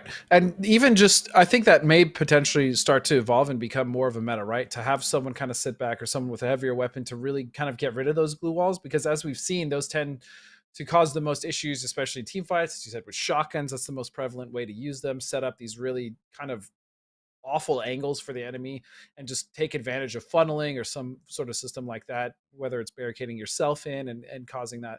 The other thing that I've been noticing as well, Dave, is just the immense use of grenades and utility, but just the effectiveness of what they're being thrown out. Before, I even saw like last season in season 1, we saw teams kind of use grenades, but like to various degrees of success. I feel like the grenades coming out from the teams today have been almost all spot on, and they've been devastating in their impact. Yeah, grenades and the launchers. I feel like yes, launchers as well. It's a must. You have to, especially with the amount of glue walls that everybody always has in their pocket and they deploy. A launcher, instant counter to a glue wall because you can lop that bad boy and get right behind or right on top of that glue wall that it doesn't even matter if they have that cover because that explosion seals the deal, right? That splash damage just does them in. Oh, right here. Yep, right there. It's the exactly launcher. what we're talking about. Look how much damage was going on as well, and that launcher was devastating for the side of Atomic, and valiant effort. They weren't able to like get it that, through. No. Dude made their own little fort and jumped up and took some shots and then tried to heal up in that little thing. DN, though, I mean, they also, you have to remember, on top of winning this game, they had to defend against that really early crash that came from VG that came across the bridge early, right? And they did that so cleanly. It looked like it was going to be a scrap, but no, it was just DN taking over and pretty much dominating VG, who's already also gotten a booyah for the day as well. And so this, to me, was the most impressive push. DN stayed very patient. They didn't get involved early with that fight in USA, even though they knew USA had the superior position. Yeah. And they knew there was another team just above them, but they were measured in their approach. They tempered that push, and then they waited basically for the fight to pop off between USA and 1A, and then they came up and they cleaned up so well. So huge props to DN for that game. Huge props and huge come up throughout the evening for DN in particular with their 2 booyahs. They have been doing a really good job. USA have been performing quite well here tonight. Osaka, 10 kills, that is, this last game. Solid. They're definitely maintaining here. No booyah quite yet, but they are maintaining. And to kind of touch back on one of the main storylines here, Godspeed, from early on this game, Tankas. 1 kill. It's even more unfortunate because I was even just talking about them saying, oh, between them and like a team that did really poorly last week, you know, could they kind of be the Brothers YT where they step up, they have a really, really good day, and, you know, they make us understand why they're here. And it's been a struggle all day for Tankas. They have not really been able to get anything going. They've had a few kills here and there, but mostly the team fights are just kind of getting in shambles. So at the very least, I hope they change something up maybe as we look at the top kills and maybe even just get one of their members on here so that we can just talk about them a little more in a more positive light. Yeah, and I think Tankas, though, are almost doing it to themselves here, Godspeed. Every single game, they're always dropping hot. You would think they're, listening to Snoop Dogg every game, drop it like it's hot, because I don't think it's necessary. I think when you are this low on the leaderboards and when it's not working for you, you have options to drop somewhere else. Drop on the outskirts. Heck, drop anywhere except for on top of another team. And if they can do that, I think they can open it up a little more for themselves when we're talking points here and acquiring points. I'm positive that Tankas can get a good amount of kills and they can get good positioning here. They just have to, as you said, they can't hot drop, or they can, but maybe back off earlier when they realize, it's not going to go well, or if they see the hot drop is already scuffed from the beginning, don't commit to it, because that seems to be, again, the issue is the hot drop. So if they can get out from that, come in mid game with a decent amount of loot, not have to worry about, do we only have 2 members or we need to get some reses, then yeah, maybe Tankers could put in a lot of work. I'm not ready to give up on that team yet, just like I wasn't ready to give up on Brothers YT. And I mean, look at the resurgence they've made. So hopefully, game is starting soon here. It's going to be the last game of the day. Tankers, can't just make something happen. Try something different. You have nothing to lose at this point, simply because the day hasn't been good for you as a whole. Big Tank, rank the tank. Let's go. Rank Let's the tank, go. baby. Hey, Frank the Tank. Sirens are coming for. I don't know if you they're can coming for. The reason we're talking about this team too is because the chat, the YouTube chat, just loves Tankos, just spamming them all night long. So I can see that pressure being there for the team. It is building up. I almost feel like it's self pressure that they're putting on themselves because of these hot drops that we keep talking about here. So let's see what Tankos. Let's see what all these teams can accomplish here in the last game of the evening here. Yeah. Godspeed. And I think the coolest thing about this lobby, again, is we've seen success from all the teams. We've seen all the teams do some really cool stuff. 1A, Atomic, DN, Dual Kings, Virus. I mean, the teams in Group B that I hadn't really seen play that much or haven't casted myself yet have all been fairly impressive. If I'm being honest, DN obviously winning multiple now. And so, yeah, this has been a pretty exciting lobby, all things considered. And I, again, love the fact that we've seen some of the teams who have been struggling, like Brothers YT, really make a comeback today. Sir, let's see. Last game of the evening, ladies and gentlemen. Groups B versus Groups D. Week 2, Day 1. We're talking Free Fire Pro Series. We're talking group stage. We're talking hot drops? Question mark. We're talking Tankas? Booyah? Question mark. I don't think there's a question mark. I think that's exactly what's going to happen, Dave. Oh, okay. You called the last Booyah, though. You did. I give it to you. You said USA are going to win. They won. So now, Godspeed is saying Tankers are going to win. Let's see them win. I would be confident in saying that if Tankers don't hot drop. If they, which it seems as though they're starting to learn and maybe kind of pull off that onto the south side here towards central at least.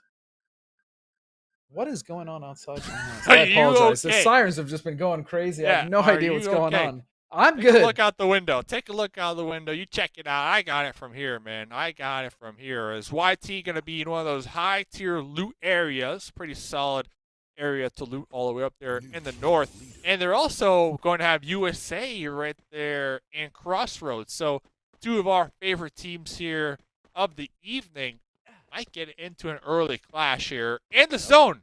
So, okay, we just gotta follow Virus though. Honestly, Virus are the zone magnets. Every single zone one, Virus are in it somehow. Not only they're in it, but they tend to find themselves inside. Like, look where they went to Moat House, by the way, which is the furthest north position on the map, and yet they're still somewhat relative close to center, which is kind of crazy if you ask me. And so whatever they're doing as far as finding the circle center, great. They just need to capitalize off that. You know what I'm saying, Dave? They've been able to do it once, but the other games not as well. And oh my goodness, here we go again. Atomic. Oh. In another early fight. And he got sights!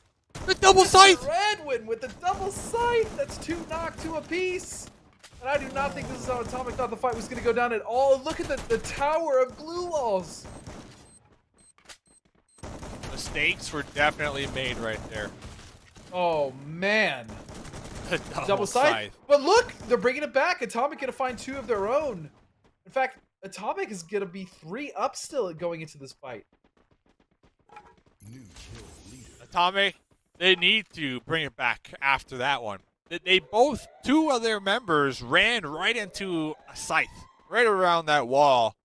Talk about the bait and switch. And now Rambox, I think this is their last member alive here. Oh, going to be forced to defend themselves here. Samui has been the scariest member of this team for me. So if anyone's going to make it happen, it's going to be him.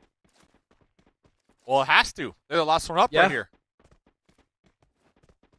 Samui now going up to the top, trying to find something. Not going to get it, though. Beautiful shot from Kills. 3. Still, good effort for Yeah. Rambox. And that would be it. They are out. No more squad mates alive this game. No more opportunity to get that revive. That revive station. Oh, is this Spider-Man opening up with the sniper shot? Once again, pushing this one to try to get the confirm. And we talked about this. YT and USA were awfully close to each other up here on the edge of the zone near Crossroads. And Crossroads itself is a pretty interesting spot, considering it's not even in the circle yet. We have so many teams hovering around it, as you called. YT, USA, as well as Dual Kings, just all kind of hanging out here in a fight outside the circle. In fact, most of the teams actually looking at the map are outside the circle here. As YT is going to clean up again. 4 kills already. Spider-Man is nuts, Dave. On something Absolutely else. Nuts. And every single kill is they open it up with a sniper shot, right? They open it up from Spider-Man, Yeah, they might not get the confirm with the sniper shot, but they definitely open it up and allow their team the potential to push, right? The opportunity to get the opening knock and just collapse in. And they have been doing a really good job at kind of implementing that strategy. And I feel like a lot of it revolves around Spider-Man and their aim here. Yeah, I think you're right. I think Spider-Man has been a huge boon for that team. It's continued to come in and do quite a bit of work. Because of that, we see that team finding much more success than they have before. YT definitely in a conversation now to push themselves towards the left side of the leaderboard, and potentially, I mean, if they can have a couple more good weeks or even one really super good week, maybe even break top 8. So everything's possible for that team. Love to see them turn around, especially with, again, how poorly they did last week. But now moving on, the circle is pushing multiple teams. 999 and DN in, and 999 still a 4-man up. This is going to be a very interesting cross, Dave, just because the bridge here isn't even in, and you have Atomic holding on the other side of this. So I feel like this is one of those lose-lose situations. Like, even if you win the fight, you're just going to be running into a full healthy squad on the other side. Yeah, and DN in this situation have a lot less to lose just because they did get 2 booyahs here this evening. So they can definitely play a lot more loose, a lot more relaxed here, and kind of risk a little more compared to 999, who are probably feeling the pressure in the situation a little more.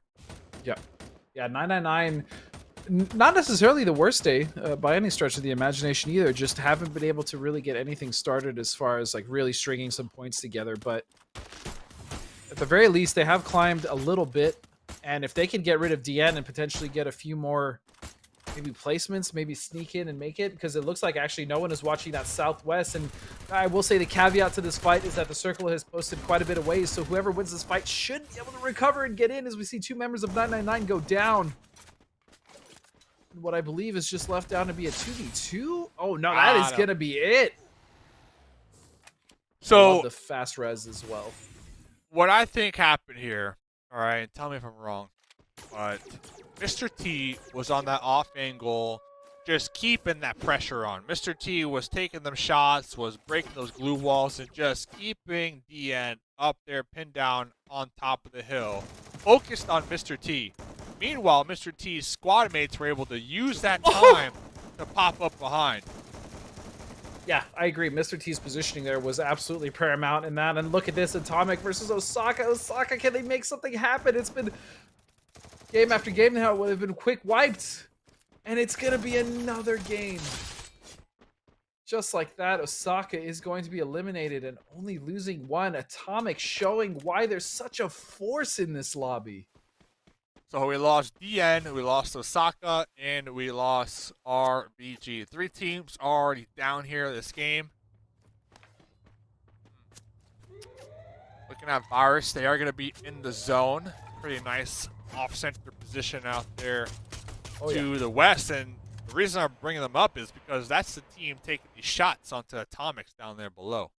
Yep, trying to pick off anything that they can, maybe just get a cheeky little kill, but it doesn't look like they're going to be able to, as Atomic has recovered now, as we see multiple teams starting to get engaged here on the edge of the circle. This one is going to be Dual Kings versus Brothers YT. As Brothers YT, again, 4 kills already. They're going to find a 5th right there. I highly doubt they're going to get that res. And yep, and they're just running down DK right now. What did they eat this morning? I don't even understand. It's like a completely different team.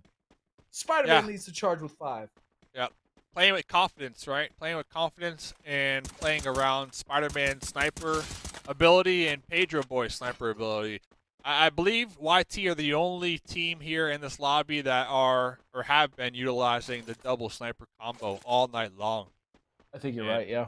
It's really working good. It's working phenomenal in their favor as they're going to be playing the edge now nice and slow by Moat House. And if they spot out USA, they might even be able to take them out here and continue their reign of terror.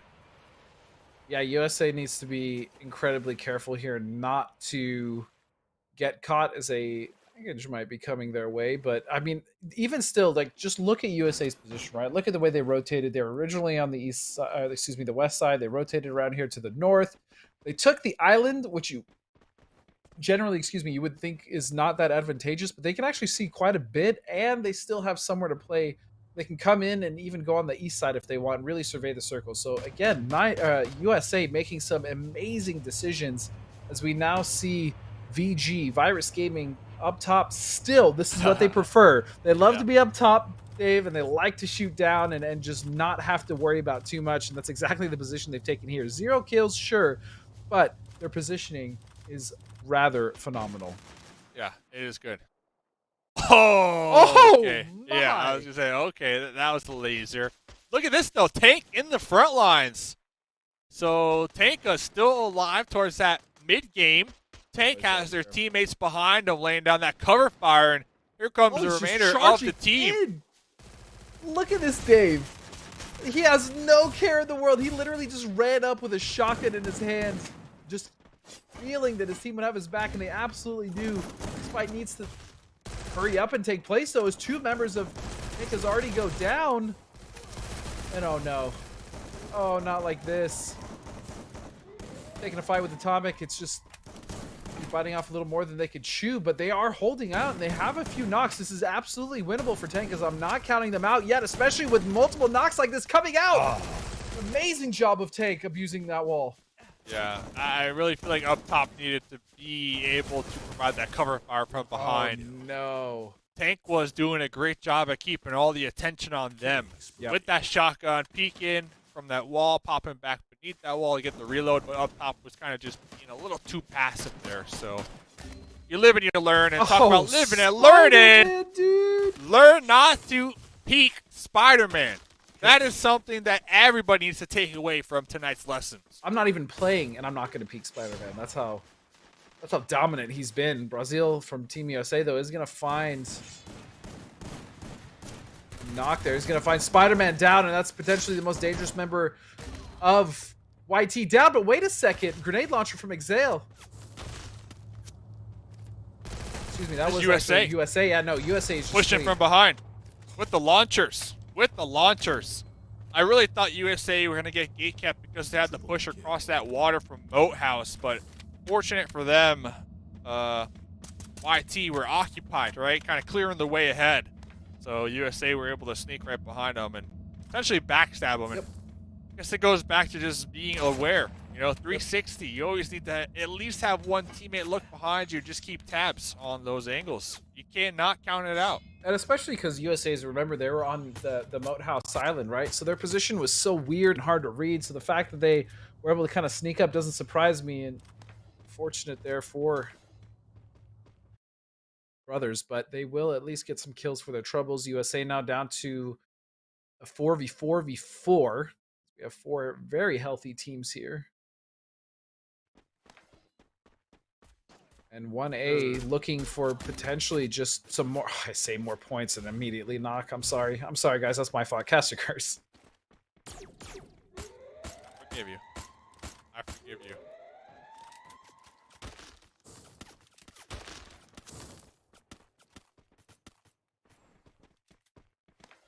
Oh, all right. Welcome back. Welcome back.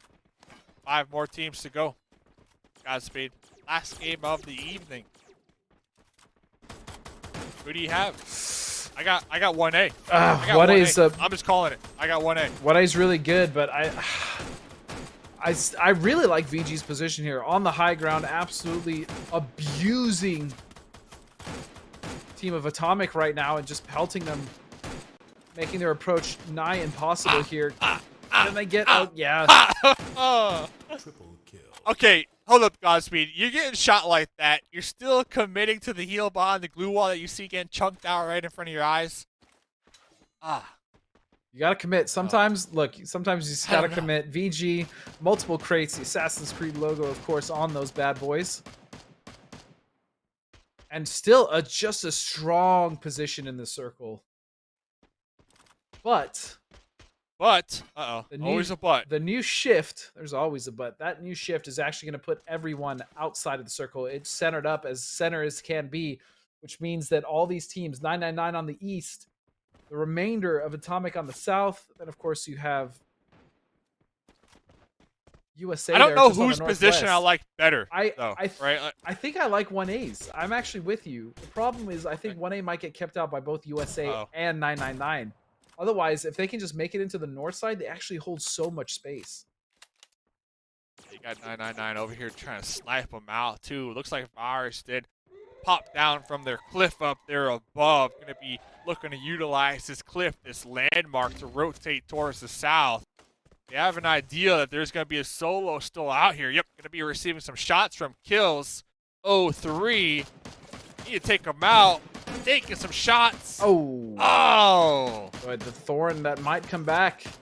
The remaining members of Atomic that VG could not take out are now being a massive thorn in their side. They're trying to push up. They have the glue walls, potentially time turners as well to use just to kind of cover this space and negate some of the ground that they have. All of them, nice. Good cover there on the off angle, but here comes 999 ready to get involved in this fight. USA off in the distance as well. 2 members knocked.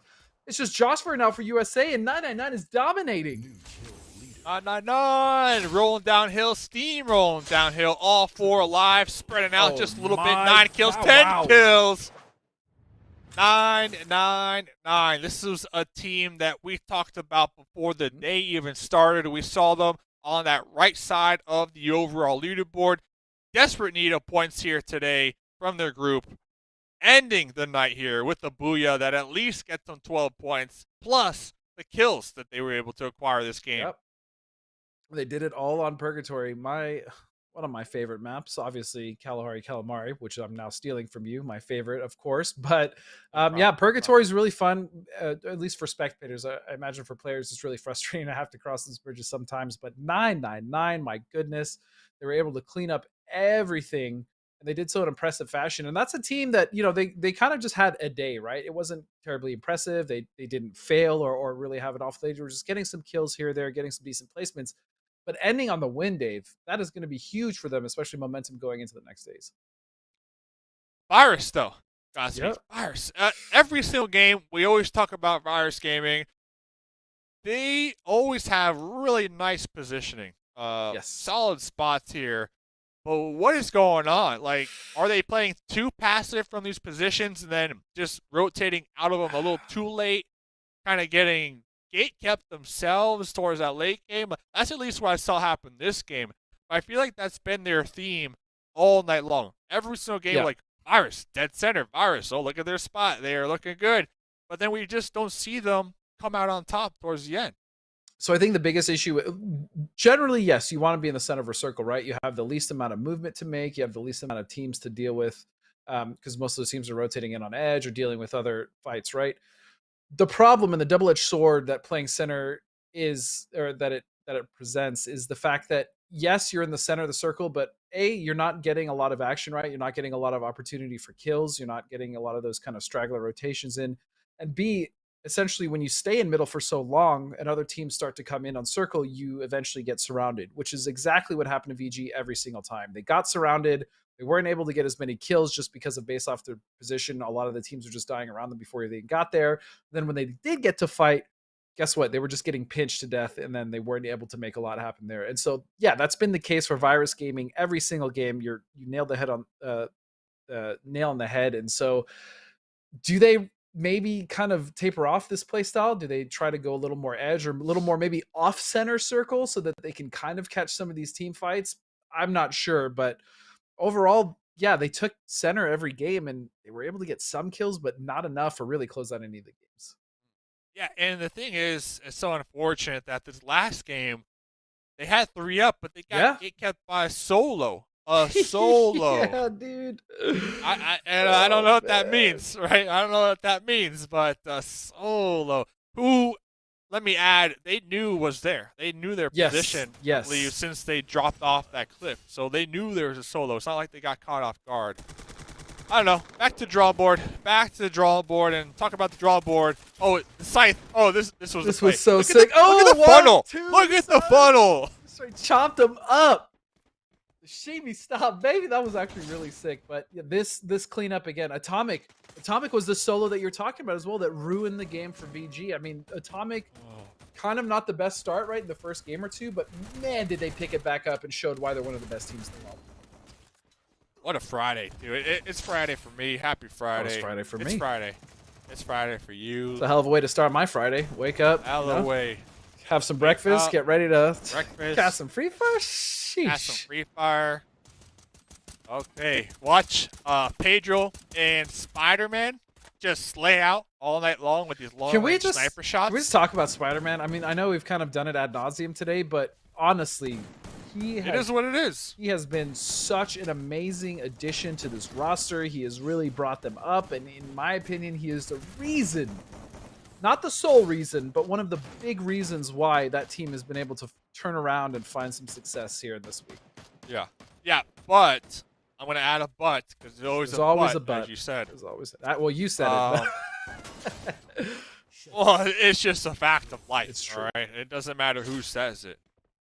But Mr. T, definitely the highlight play of the night, though. Yeah. You know what I'm saying. Mr. T got 3 grenades off, all right?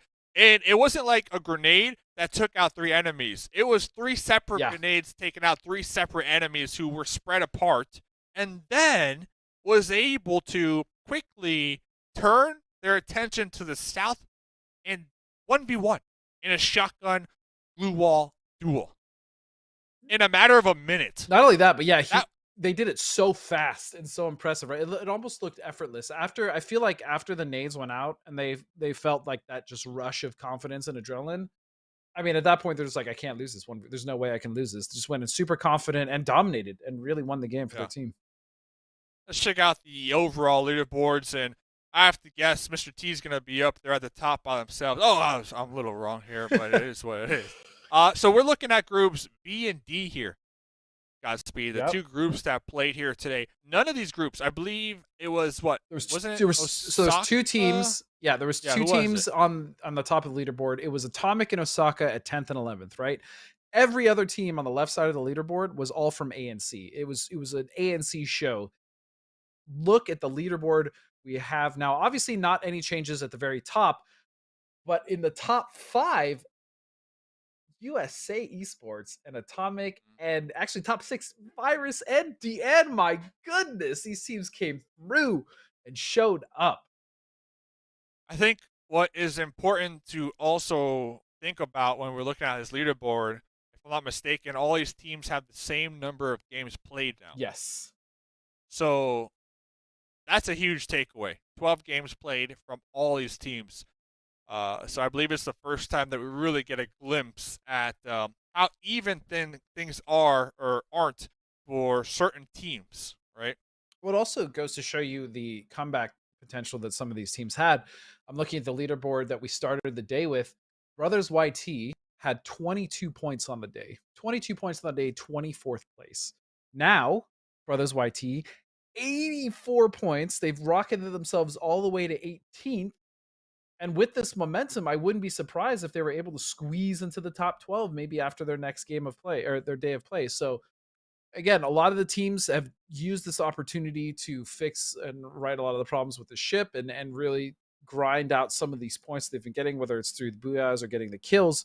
And some of the other teams have actually fallen and not done as well as we had hoped. And so yeah, that's kind of what I'm looking at. 1A Esports actually started, I think, at 23rd with 24 points. They find themselves in 22nd with more, but just barely more. Even still, they had a much better day overall, and so that's what that's my takeaway for the day. Yeah, and not only that, I think that's a huge takeaway. All because these teams might not have shot up on that left side of the leaderboard. It's all about how many points they were able to gather today, Yeah. right? And like you mentioned, Brothers YT were way down there. What would you say, 22? They had 22? Brothers YT 22 were points? dead last with 22 points. Yep. Dead last. Like, that's a huge come up. Yeah, they're not on that left side, but they went from dead last to now at least being in the conversation. And I think that is extremely important because we are somewhat early on within the tournament Yes. as well. Yes. But we're not going to be able to say that for long. So the fact that they were able to play tonight's 6 matches, bump themselves up here, they have to be feeling good. And I swear this 3.1 average kills is all Spider. I mean, looking at the Spider-Man. average, he has 1.6. Obviously, they all share the same placement, but I mean, that's not to say the rest of the team wasn't doing work. Big Chuck, as you called him, definitely doing some Big Chuck. early game work with the shotgun as well as supporting his team. But yeah, it's really been Spider-Man to step it up. Now, what I really hope to see is we already know what Spider-Man is capable. I'd like to see Shadow, Chucky, and Pedro Boy try to help them step up the next game day, which would then boost them even higher than they've already got. Well, Godspeed, here is the broadcast schedule. We had groups B versus D today. Tomorrow is going to be B versus C. So if you are one of those teams who played really well here tonight for Group B, hopefully you can roll over tomorrow's games and continue on with that momentum and continue climbing up these overall leaderboards. And of course, after tomorrow is going to be Sunday, which is Groups A versus Groups D. So a ton more Free Fire group stage action, Pro Series to be had here. Any final closing thoughts, Godspeed? I mean, it was another fantastic day of Free Fire. I'm glad to have the opportunity to cast here. And it was really cool to cast with you, man, and talk to you again. It's been a while. Obviously, we've been friends for a bit, but we haven't necessarily spoken for the longest time just due to schedules and stuff. So this was fun, man. It's good to see you again. A tear from my eye. Godspeed, you're going to make me tear up. Ladies and gentlemen, Free Fire Pro Series Group Stage, week number 2, day number 1. You just watch it, 6 games. Keep playing Free Fire and make sure to tune in tomorrow for some more Free Fire action.